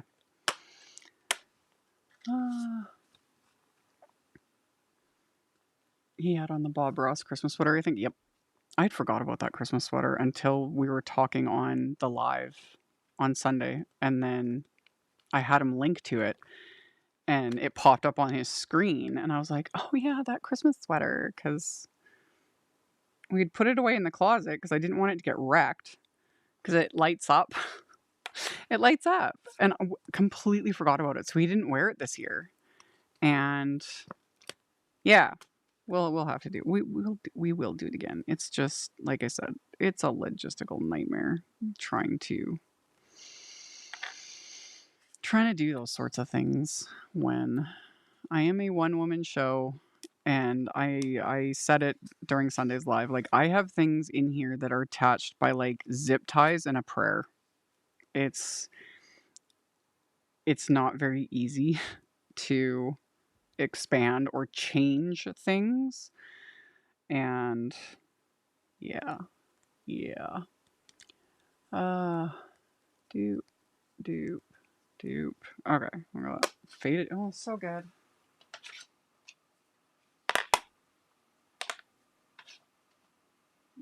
I loved Kathy Z's live with her husband making a card. Oh yeah, that was fun. I was in the chat, but I was working while they were doing it, so I was like not chatting a lot. But yeah, and I told her, I was like, kudos to her, because same thing. Moving cameras and setting things up to do that sort of thing it's a lot of work. It's a lot of work.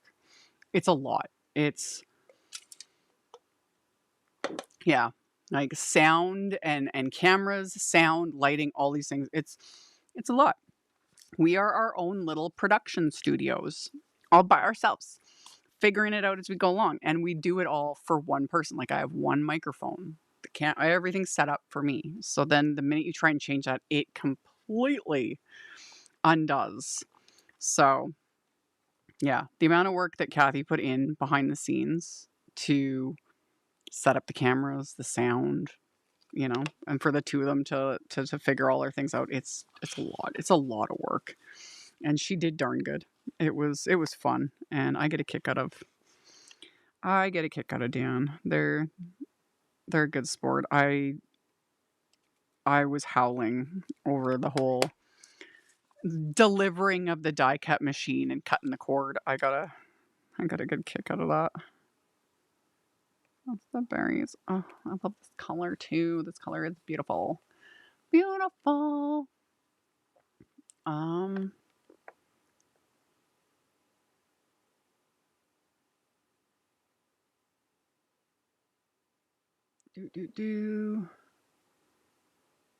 Think space is why Tom makes on his own. Gina K's off camera, like watching the chat, so you can be the unpaid intern for live. Oh yeah, it's a lot doing those kinds of things. I have had many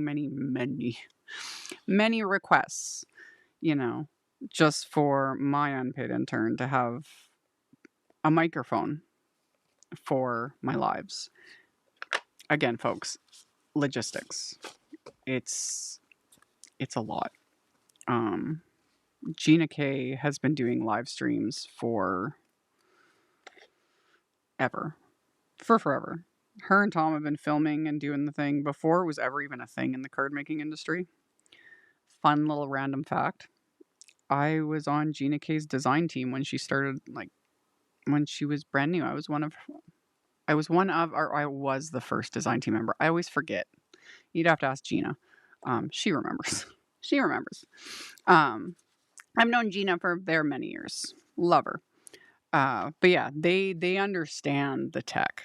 They were ahead of the game with everything. And yeah, they've got quite the setup with the way she does her lives and Tom in the dead space and all that kind of stuff. It's a lot. It's a lot. And they know what they're doing. It's pretty cool. It is pretty cool. And yeah, I'm doing what I can with what I got, and I slowly upgrade here and there because that's all part of it too. Is a lot of this stuff is very expensive, and I don't like messing with it once I get it set up, because those that have been watching my live streams since I started doing them consistently, the tech gremlins like to ruin everything, and it can get crazy. It can get crazy. 222 fired brick. Oh. There's also a weird satisfaction seeing how many I've done, like the little empty spaces. It's like, oh, I'm making progress, visual progress makes me happy. I've been doing this a long time. Oh yeah, it's been over 20 years. But yeah, Gina K was one of the first design teams I was ever on, if not the first design team I was ever on. I forget. I was Gina K. My favorite things very early on. I'm not sure if I was at the very first. Paper Tray, I was one of the first design team members. I was the first design team members because with Paper Tray it was me and Ellen Hudson and Taylor Van Bruggen and Heather Rui and like 2 other people that sadly I can't remember at the top of my head. And then there was a few other design teams I was on way back, almost again like 20 years ago. Several of those companies don't even exist anymore. And yeah, I feel when I start like recounting some of those things, I am old. I have been around for a long time. It's just funny. And yeah, good times. I have a friend who has a YouTube channel and has a lot of work and equipment, and we're both in the IT industry. Oh yeah, it is. Like a person and I say that for those that, in the back of their head, they want to get into, making videos and that. You don't need the fancy equipment at all. Like, you don't need it, especially when you're getting started. In fact, I recommend not getting anything. Just use your phone. You can film. You can go live. You can film videos. All these things with a smartphone. Nowadays basically everybody's got a smartphone, and you can get good quality, and that's great. Start there. Like, don't invest anything into camera, lighting, equipment. Start with what you've got, and then go from there. Like, I started my videos with a little Canon. I talked about this on Sunday. Like a little pink Canon point and shoot, which I wish I still had that camera. I don't think I do. which makes me sad because it was cute too. And it was pink. It was metallic pink. It was adorable. And that's how I started doing my and back then we didn't have like anything. We did not have the stuff we have now. That's for sure. Like, yeah, it was what it was. And then just over the years, you know, I would upgrade to a different camera. I would get lighting. I would get this. I would get that. And just expanding. Because also when I started it just for funsies, you know? It was a hobby and I liked sharing and all the things and all of that. And then it just 20 years later, I now have like a ratchet. It is not professional, a ratchet filming studio in my garage. But it works for me and I'm okay with it. I just need to figure out a few things so that I can start doing different things too, and yeah, getting the unpaid intern to be able to sit on camera with me and we could make cards together and that sort of stuff because it's fun. It creates a whole other setup that I need to figure out, and that's for future me to figure out. Poor future me that I keep adding to her plate constantly, but we'll get there. We'll get there. I'm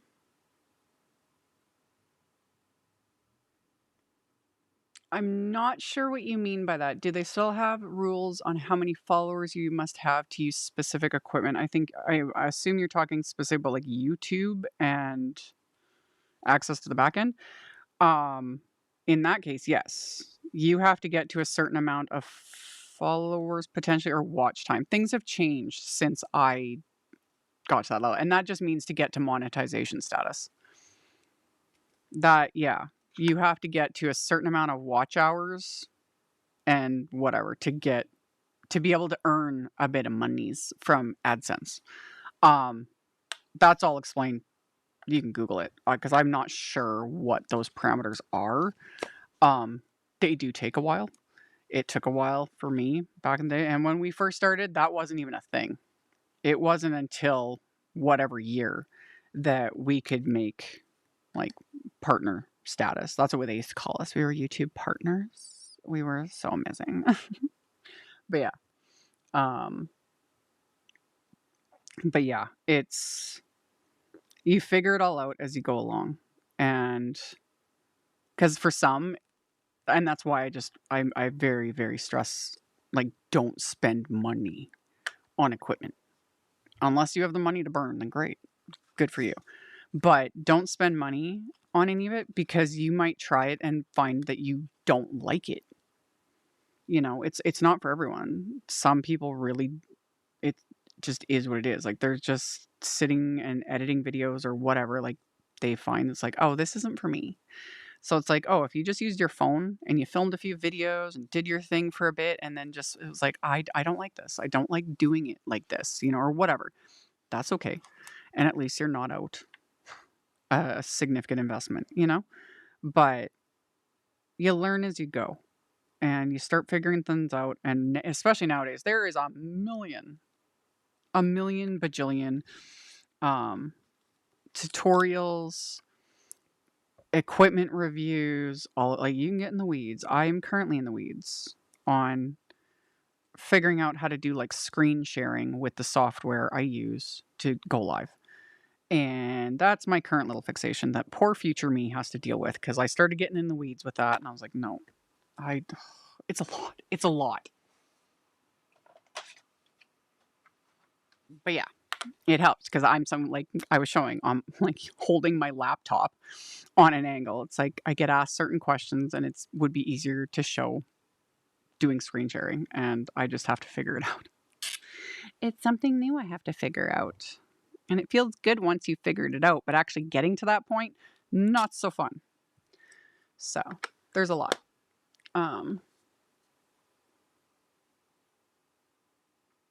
Oh, thank you, Jessica. There was a time you couldn't go live on a computer or phone until you had a certain number of something. Oh, I learned something. I didn't know that. Yeah, live streams, that could still be a thing, specifically on YouTube. That I could understand. I could understand there being a barrier. Like, you need to have X amount of something to go live. Yes, I can understand that. That makes sense. But you don't need, like, special equipment. You just need to, it's, in a sense, you're proving yourself. You know, like, you have a bit of an audience. People are watching your content. You know, those little doors start to open, and you start getting to do more. You know, Jessica and I both have had lighting location issues. Oh yeah, lighting, y'all. You figure it out as you go. You figure it out as you go. Lighting, sound, all these things. You figure it out as you go. It's a learning curve, but it's not super hard, or nobody is gatekeeping anything. It's just you learn as you go, because it's like you film your first little video, and then you can be like, over time, be like, oh, I wish I had a little bit more light, or whatever, or I don't like how this sounds, certain things. And then you expand, and you don't need super fancy either. Up until a certain point, up until a few years ago, I was using little light bulbs in IKEA. There was a name for it. It was an IKEA task lamp that you could clamp to your desk that was literally like $10. Cheap little thing. I had that, and then I invested in the light bulbs, because those had the natural daylight bulbs. Those bulbs were expensive, but the light fixture wasn't. And I had paper towel taped over it as a diffuser. I was doing that for years. That is how I filmed the majority of my videos, because that's all I could afford, and it worked. Like, my cheap little light fixtures with the and I still have those light bulbs. I still have those light bulbs, because I was like, those are lights. Those are expensive. I don't know what I'm going to do with them, but I still have them. They're in a drawer. I keep everything. I have enough equipment in this garage. It's disgusting, but it's like, you never know. You might need it. So yeah, like, it's what I did. And now I have like kind of a ridiculous light setup, but I got a few of them on Black Friday sale. But again, I'm in my garage. My lighting is still not something I'm perfectly happy with. But I'm just like, whatever, man. Whatever. It's a lot. It's a lot. It's a lot. It is what it is. But we figured out, and it's different for everyone, because different requirements, different areas, different locations, because some people have a ton of natural light. Other people, it's like, oh, you could be like me. I'm in my garage with like no natural light. I have little windows, at the very top of my garage doors that let in a bit, but they don't affect the light in here at all. So I'm basically filming in a cave. And that presents its own set of challenges between the lighting, the sound, all of it. Because I can't put like, I love, like, Kathy Zilski has foam, sound foam on her wall. She's shown photos of it. It's right behind where you guys see her filming. It's on the wall behind her camera. So she has those sound insulators, and that helps give you better sound. I couldn't do that to save my life. My ceiling in here is like, I'm in a garage. It's 12 feet high. There aren't walls. I have like the wall behind me, but there's nowhere for me to put sound insulation. It'd be great. It would help a ton. It would make my life so much easier. So instead, I had to get a very, very, very expensive microphone. The microphone I'm currently talking to you in. It helps.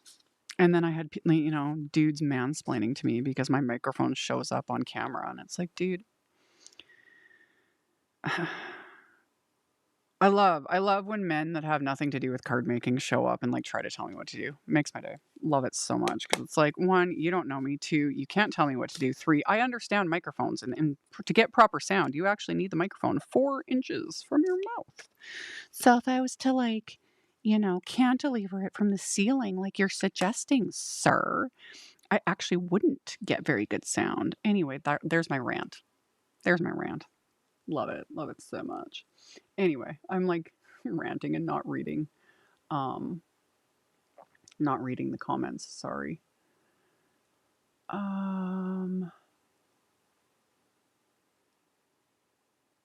Gotcha. At one point, I remember someone saying the phone couldn't be used and had to be a certain type of streaming device. No, no, no.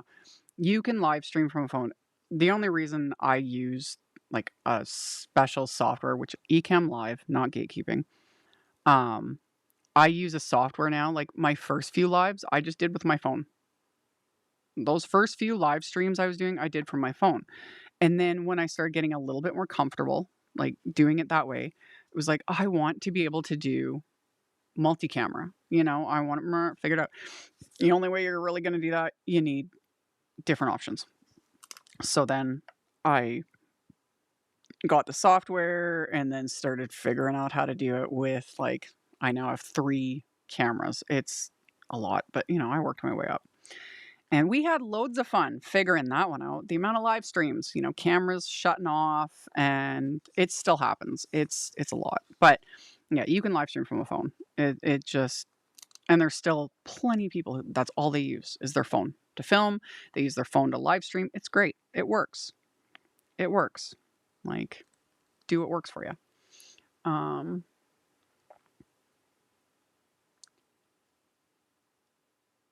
lost both my side light and my phone. Oh, that sucks. Lights are great. They're a bit more reasonably priced now than they used to be. I still have a floor lamp, a task lamp that has those long, narrow light bulbs. That thing was a fortune. And I used to use that for filming too. Same thing. I'd have some paper towel to diffuse the light. But because it had an articulating, little bendy arm, I still have that light. I've had that thing for 15 years. Still works. And I refuse to get rid of it. The unpaid intern, so often he's like, why? Because it's just gathering dust. But I'm like, I might need it. I might need it for something. We don't get rid of the lights ever. Same with those bulbs. I don't get rid of them. I keep them forever.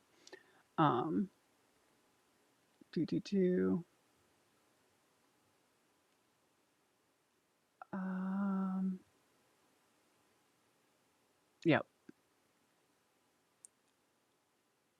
It's real when your equipment shows up. I do what I gotta do. Oh, I missed that. Oh, thank you, Alana. Thank you for the super chat. And yes, Happy New Year. But yeah, all the equipment, all the different things, it's all boils down to, like I said, just if you want to make content, whether it's card making, whatever it is that you want to share with the world, just don't invest any money from the get-go. Use your phone or your tablet, whatever you've got to film with, and then work your way into it.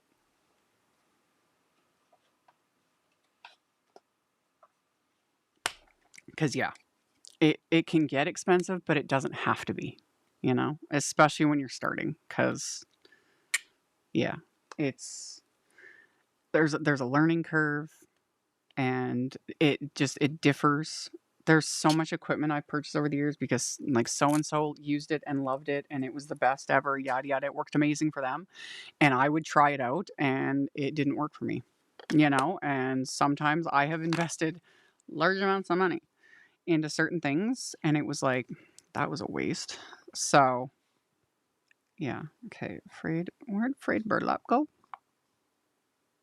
There he is. I was like, where'd he go? He's right there. So so from someone who's not very versed with all kinds of lighting, what is lights? Lights have been around for a very long time. Again, since I can't show my screen share, let's just go. Can I just Google it? Do they have a... There we go.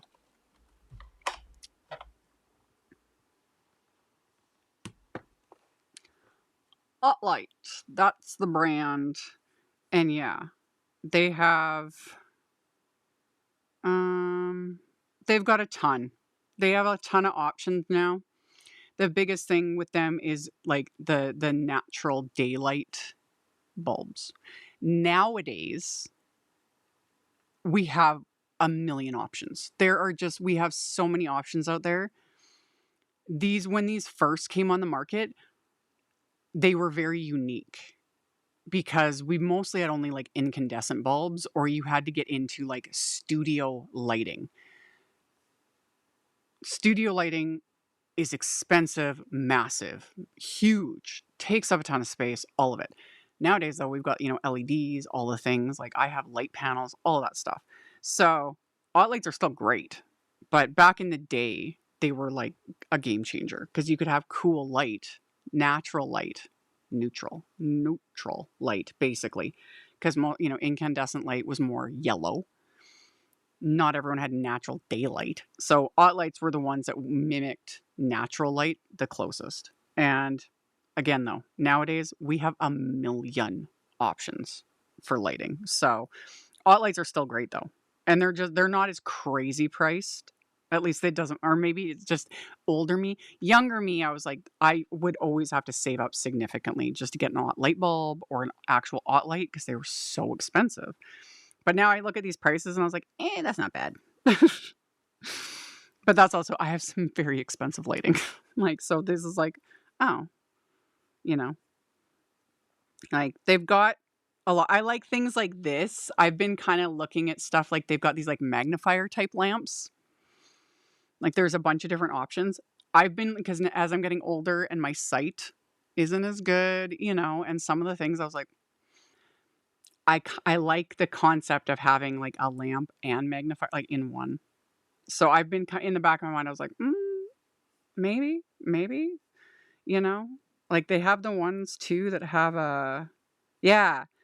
that have like the light and the magnifiers right in the middle of it. So it's like basically like a ring light with a magnifier. And I was like, oh, I like that. I might need some of them in the near future.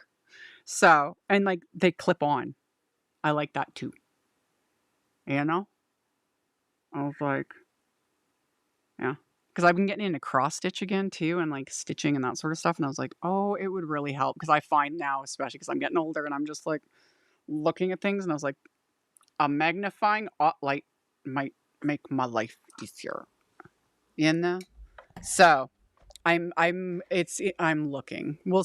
We'll see, but not so much for filming, but yeah, we got a million options and now, we can dim all the things and do like we have a million options now. Whereas back in the day we didn't. But yeah, I used to have literal just, in fact, I can show you. I have them right here.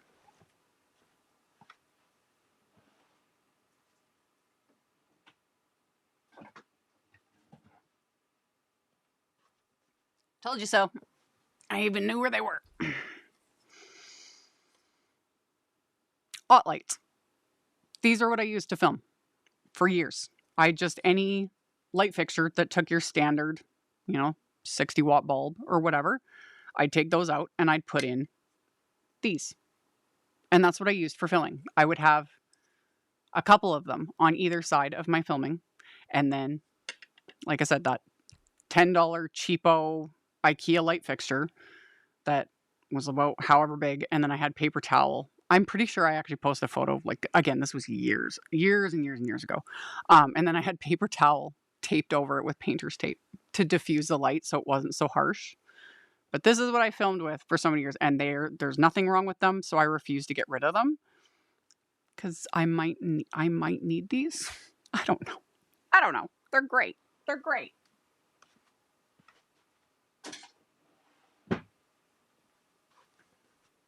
Anyway. How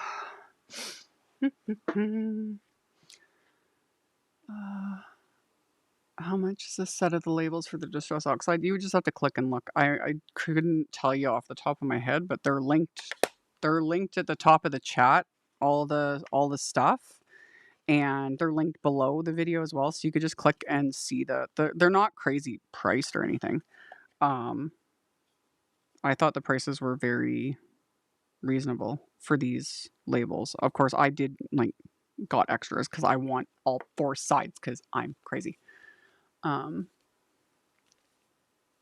been getting back into stitching and I've been contemplating getting one of those magnifying lights. Yeah, like my thing is specifically with stuff like stitching and that.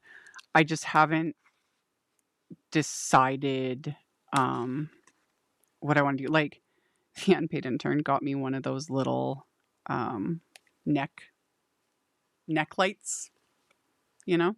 Um, and they're just lights, no magnification. But because like I've been stitching, but I do it usually just sitting in bed when we're watching our shows.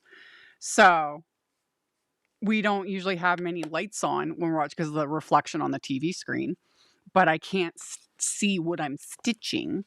So I was getting a little annoyed with it all. And then, yeah, so he got me one of those, which is awesome. And then he was saying just like yesterday to me, he's like, oh, that would probably work if you just wanted to like read, too. And I was like, yeah, totally. But the like magnification thing. So for now, I did order, I haven't got them, but they're those little like clip-on things, the little magnifiers that you clip onto your glasses that you can like flip up. I did order a little thing of those because I was like, maybe that'll be enough for me for now. But down the road, I do plan on getting some sort of magnification light circular thing. I just don't know if I want. I think I most likely will get the like the Light one that clamps so that I can take it around with me because I don't like being stuck. That's what I like about stitching is I can do it anywhere, you know? So if I could like clip it to my nightstand or clip it to the desk here, like wherever I'm hanging out to do it. That's my plan. I haven't bit the bullet yet because right now stitching is a fixation, but I am planning on keeping it up. I actually plan on making I got the dies, the Spellbinders dies to make Fergus the gnome, the felt stitching dies. I have them. I do plan on making several Ferguses. But yeah, that's part of that is part of future Amy's plans.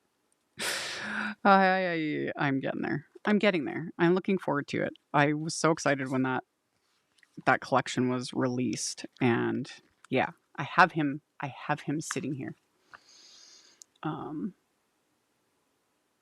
Ecamm. Wendy, the software I use to do my live streams is called Ecamm. ECAMM. It is only for Mac computers. So if you do not have a Mac computer, that software won't work for you. That's what it was designed for. There's other software out there for live streams. Again, though,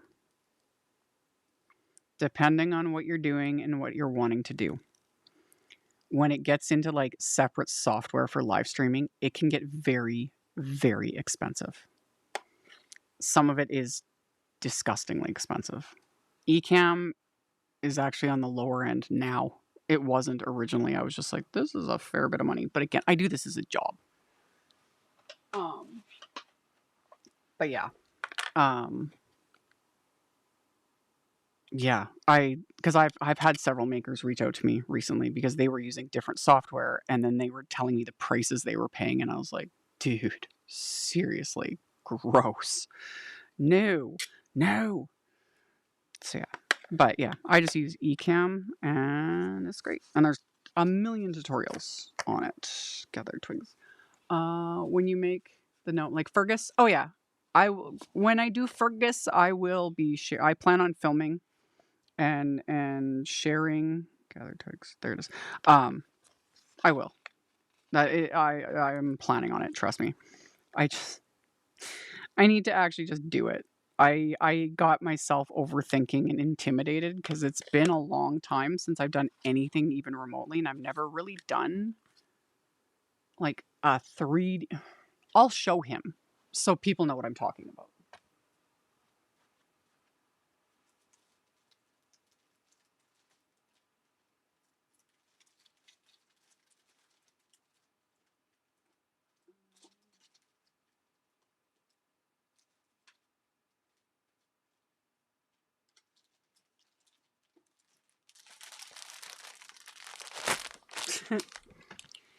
This is Fergus. So yeah. And he actually makes like a 7-inch high gnome. He's awesome. And yeah, Sandy McIver designed him. I've been messaging back and forth with her because I was like, I'm gonna make Fergus. I just have to get over myself and do it. But yeah, it's a big It's enormous. And there's already, it's on the Spellbinders YouTube channel. Sandy has done an entire series of videos walking through everything. I started watching them. And once I started watching, I was like, okay, I have been way overthinking this. It is not difficult. And she kept telling me that, and I was being an idiot. She was like, you can do this. I was like, I don't know if I can do this. Anyway, I got him. He's adorable. And then there's accessories for him.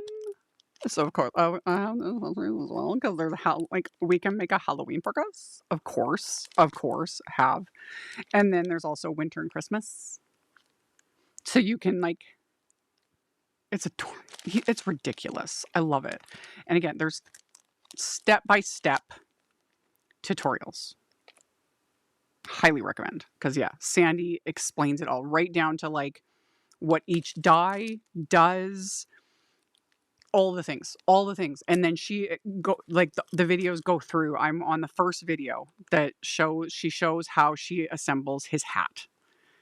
And just watching it, I was like, I can do this.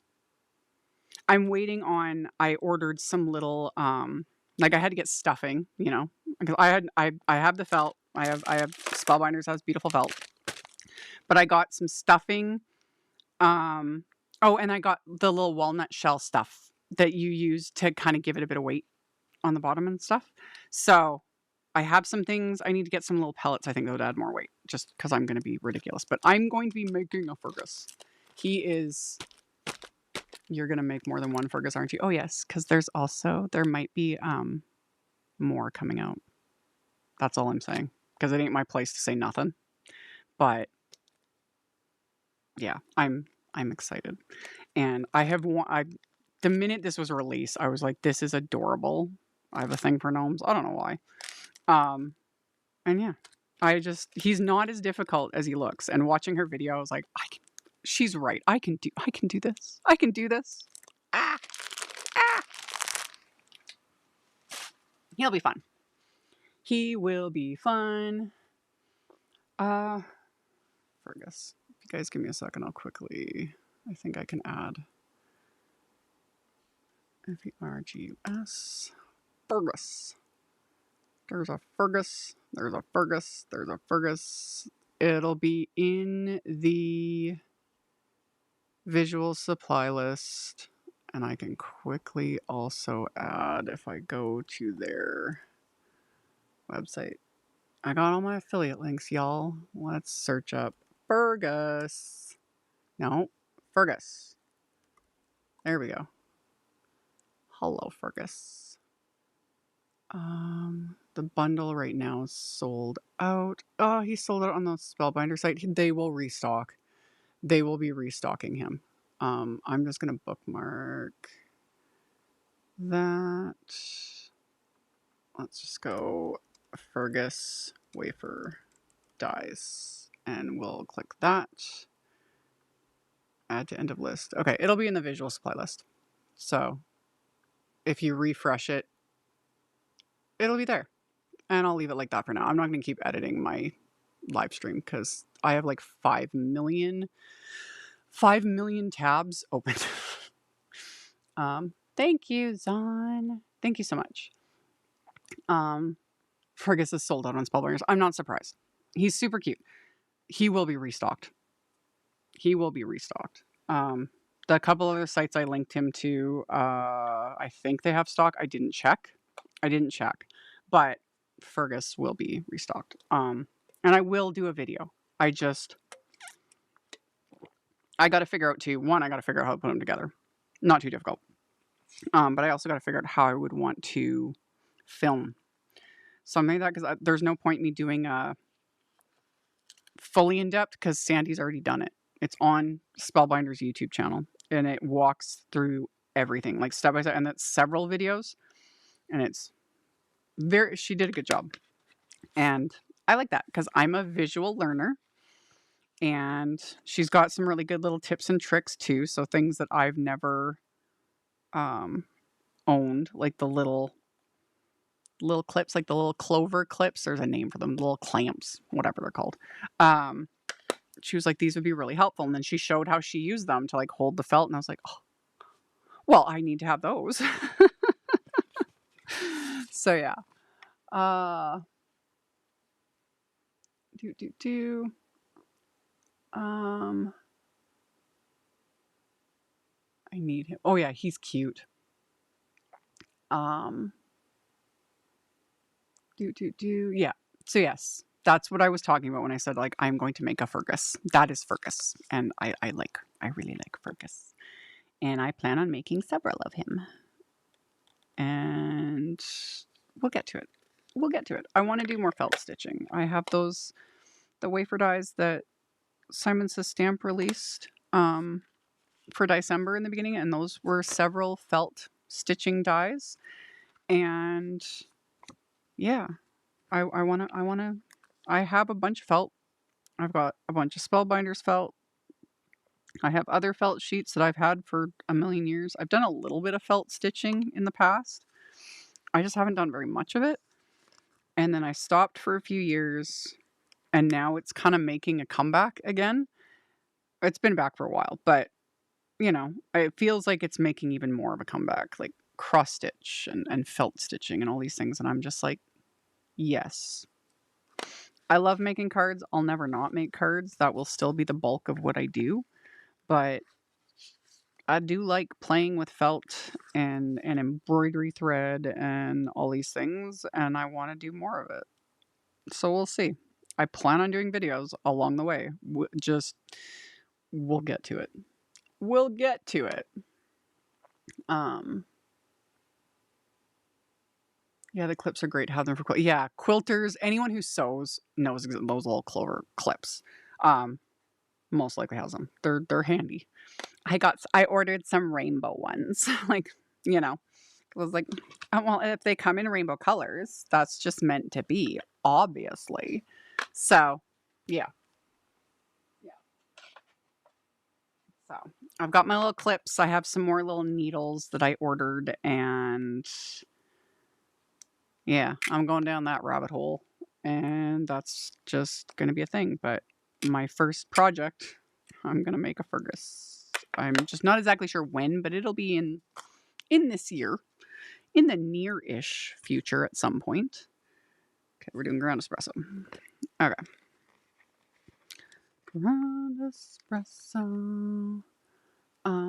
But yeah, people who do like what I call actual sewing, you know, quilting, those sorts of things. A lot of the tools and supplies you have, you're good, you know? And you know more. I don't sew, not in that way. Again, someday I would love to learn to. I would love to be able to quilt. My thing is, again, I don't have the space. I don't have the space. I don't have the space, and I don't have the time. But I love seeing what other people create with sewing and quilting and all that kind of stuff. And who knows? Maybe someday I'll be able to take that up because it would be fun. But yeah. There we go. Ground espresso.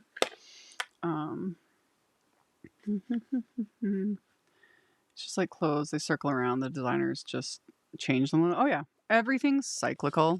You know, right now, the 90s in clothing, I've been getting quite the kick out of that. And part of me loves it because the current versions of the 90s stuff, because I am a child of the 90s. Really, I was a teenager in the 90s. So like wide leg pants, yeah, love. Yeah, Peter intern has been getting quite a kick out of me because it's they've changed some of it for moms, so it's like high waisted mom jeans but with the wide leg. Love it so much because my thing back in the 90s, everything was ultra low waisted, and I owned those too, but I was 16, so I prefer high waisted. Like I want everything right up, as high as it can go. It's more comfortable. Like some of my pants are basically like maternity level, the way as high as they go, and I love it. So yeah, high-waisted, wide leg. 90s are back, baby. Ah. My niece is a 4th-year med student. She quilts to relax. No clue on how she does that. Takes all kinds, you know. So, and yeah, quilting is, it's not the quilting itself. It's, you know, the pattern building and the cutting and all the things. It's fascinating. And I know I could do it. My thing is just, it's a whole other thing. And my little sewing machine is not built for quilting, really. And I just use it on cards. Can our card dies cut out felt? Oh yeah. Yep. All our wafer dies. The only thing you have to be a little cognizant of is the type of felt, because felt can vary. You know, there's 100% wool felt, there's felt blends, and then there's polyester felt. And the wool felt and the blends die cut the best. A lot of the really, really cheap felt doesn't really die cut. I've run into that in the past trying to die cut it, and it'll just like shred. It won't die cut very nicely. But again, it varies. But like the Spellbinders felt is really nice. And then the other one is Benzie Design, which Simon Says Stampa started carrying Benzie Design felt. And that stuff die cuts because it die cuts really nicely. I have some Benzie Design felt. It's very nice. And they have a bajillion colors, and I love it. I love it. Okay. I'm just going to do a little bit more, and then I'm going to log out. I didn't realize I was still live. It's been 2.5 hours. That's not bad. I've been getting a lot done. 464 my favorite pounds. So this bell bottoms in the 70s. Yeah, see, and like in the 90s was when the 70s was made. 70s clothing styles started making a comeback. Because I remember that. I remember bell bottoms coming back out in the 90s. And people were like, oh my God. Like, we had these in the 70s. But yeah, they came back in the 90s. Ultra low waisted bell bottoms. I owned those too. But yeah, I like the wide leg because they make me look taller. I am taller-ish. I'm not super tall, but I have a long torso and sort of shorter legs. That's just the way I'm built. And I like wide leg. It evens me out a bit. Plus, it's comfortable. So I'm loving that wide leg 90s styles have come back. With the high waist, because I do not like low waisted anything. Yuck. I've had too many children. This body is not built for that anymore. There we go. Yeah, Grace Milk. Wide legs come from further back than the 90s. Oh yeah, because the 90s recycled a lot of the older styles. It's just what's coming out now and what's in style now is very 90s. Very 90s coded. But yes, the 90s took a lot from the 70s, a bit from the 60s. And now it's back. And I'm super okay with it. All my labels make me so happy.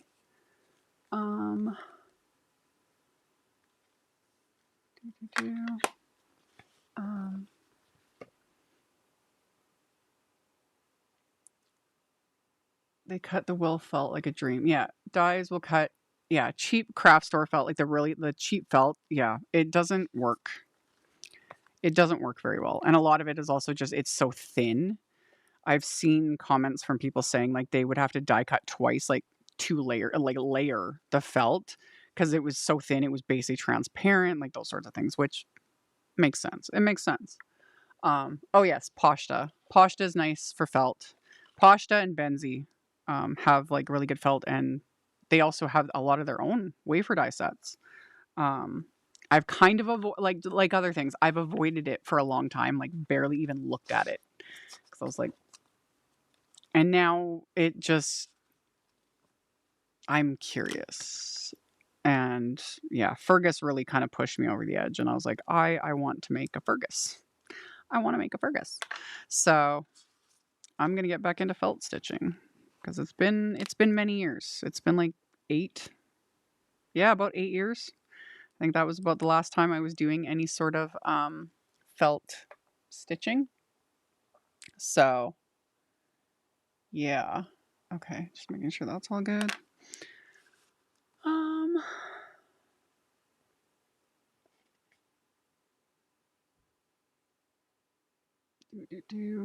I am tall, all arms and legs, my torso measure. Yeah, and I have a long torso.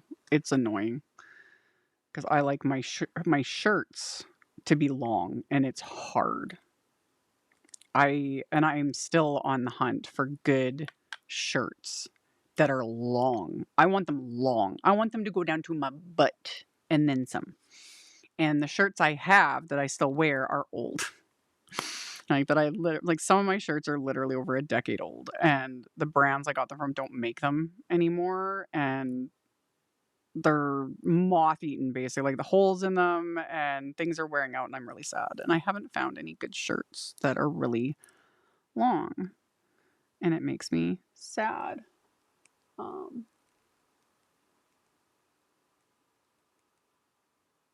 Okay. I am probably going to have to end this soon. We're going to have, I think, some company. So, alrighty.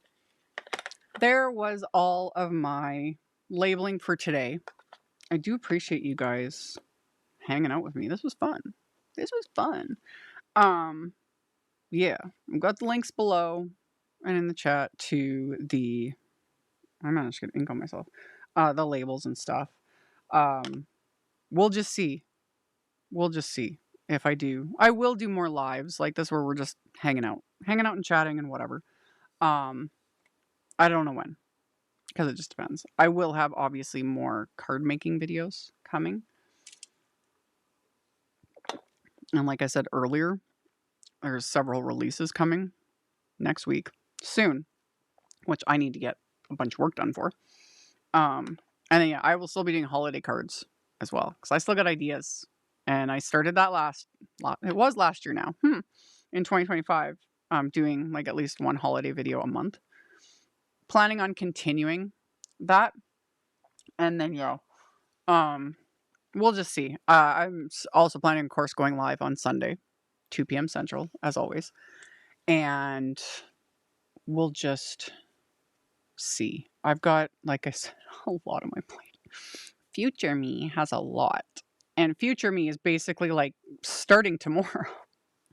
I have so much to do, but I'm going to go get other stuff done. I have admin work to do. I'm going to put all my ink pads away for now and work on these when I have time. I probably won't.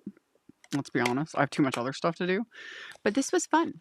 And I enjoyed talking with you guys and getting some things labeled. So I got somewhat accomplished. And I'll have, like I said, card videos. I'll have card videos coming. And I posted that one last night. Ended the year with my final card of 2025. And now we're in 2026. I got to edit my watermark. That's what I wrote a note about. And then, yeah, I will be going live on Sunday to make a card. Like, that'll be a card making live. No idea what I'm going to make it. No idea. I'll figure it out. And yeah, I hope you guys had a great New Year's Eve. Happy New Year 2026. Let me go to my proper face cam. There we go. Happy 2026. Happy New Year. Let's hope this is a good year. It should hopefully be better. Last year for me was rough. And it just was what it was. And I'm glad it's over. And yeah, I appreciate you guys. And we hit 95,000 subscribers recently over here, which is still crazy to me. And yeah, several people unsubscribed. I find that funny. I don't worry about it too much. It is what it is. But yeah, I'll set up Sundays live one of these days. It's chaos. But yeah, I'm gonna go. Oh, and I'm gonna go have some supper. It is supper time here. I should eat something. So I'm gonna go have something to eat, and then I'm gonna get more work done. And then the unpaid intern and I are gonna sit down and watch Fallout, because that episode went live yesterday, and he was like, "But Fallout," and I was like, "We're watching Stranger Things first." because the internet is going to be interneting and I don't want spoilers. Like, let's finish that. And then tonight we're going to watch Fallout because that's our other show that we like to watch. And not for everybody. If you're not familiar, Fallout is actually a video game series. And then they came out with a television series. They did season 1. Now we're on season 2. It's not for everyone, but we're nerds and we like stuff. And he has played the Fallout games. He loves those games. I've never played the games, but I am enjoying the show. So he's been sharing like recap things for me with the games, like what this means. Cause I'm just like, I have no idea what's going on. So yeah, I will see y'all on Sunday and I'll have pre-recorded edited videos. Today's Thursday, right? Yeah, Thursdays and Fridays. I should have at least 1 or 2 videos in between now and Sunday. That is the plan. I'm just, y'all, way too many things going on. And yeah, I need to figure out food of some sort. So that's what I'm going to go do. And then I'll come back and do some organizing and in mid-work and all the fun stuff behind the scenes that I always have to do. And yeah, that is it from me. I will see you guys in the next one. And happy 2026. Bye. Thank you so much to my amazing Patreon supporters. For anyone that might be interested in joining my Patreon community and supporting me, the link to my Patreon is in the description box below the video. For everyone else, as always, thank you all so much for taking the time to watch my videos, for thumbs upping, commenting, subscribe if you haven't, I'd love to have you. And here's a couple other videos for you to check out in case you missed them. Bye!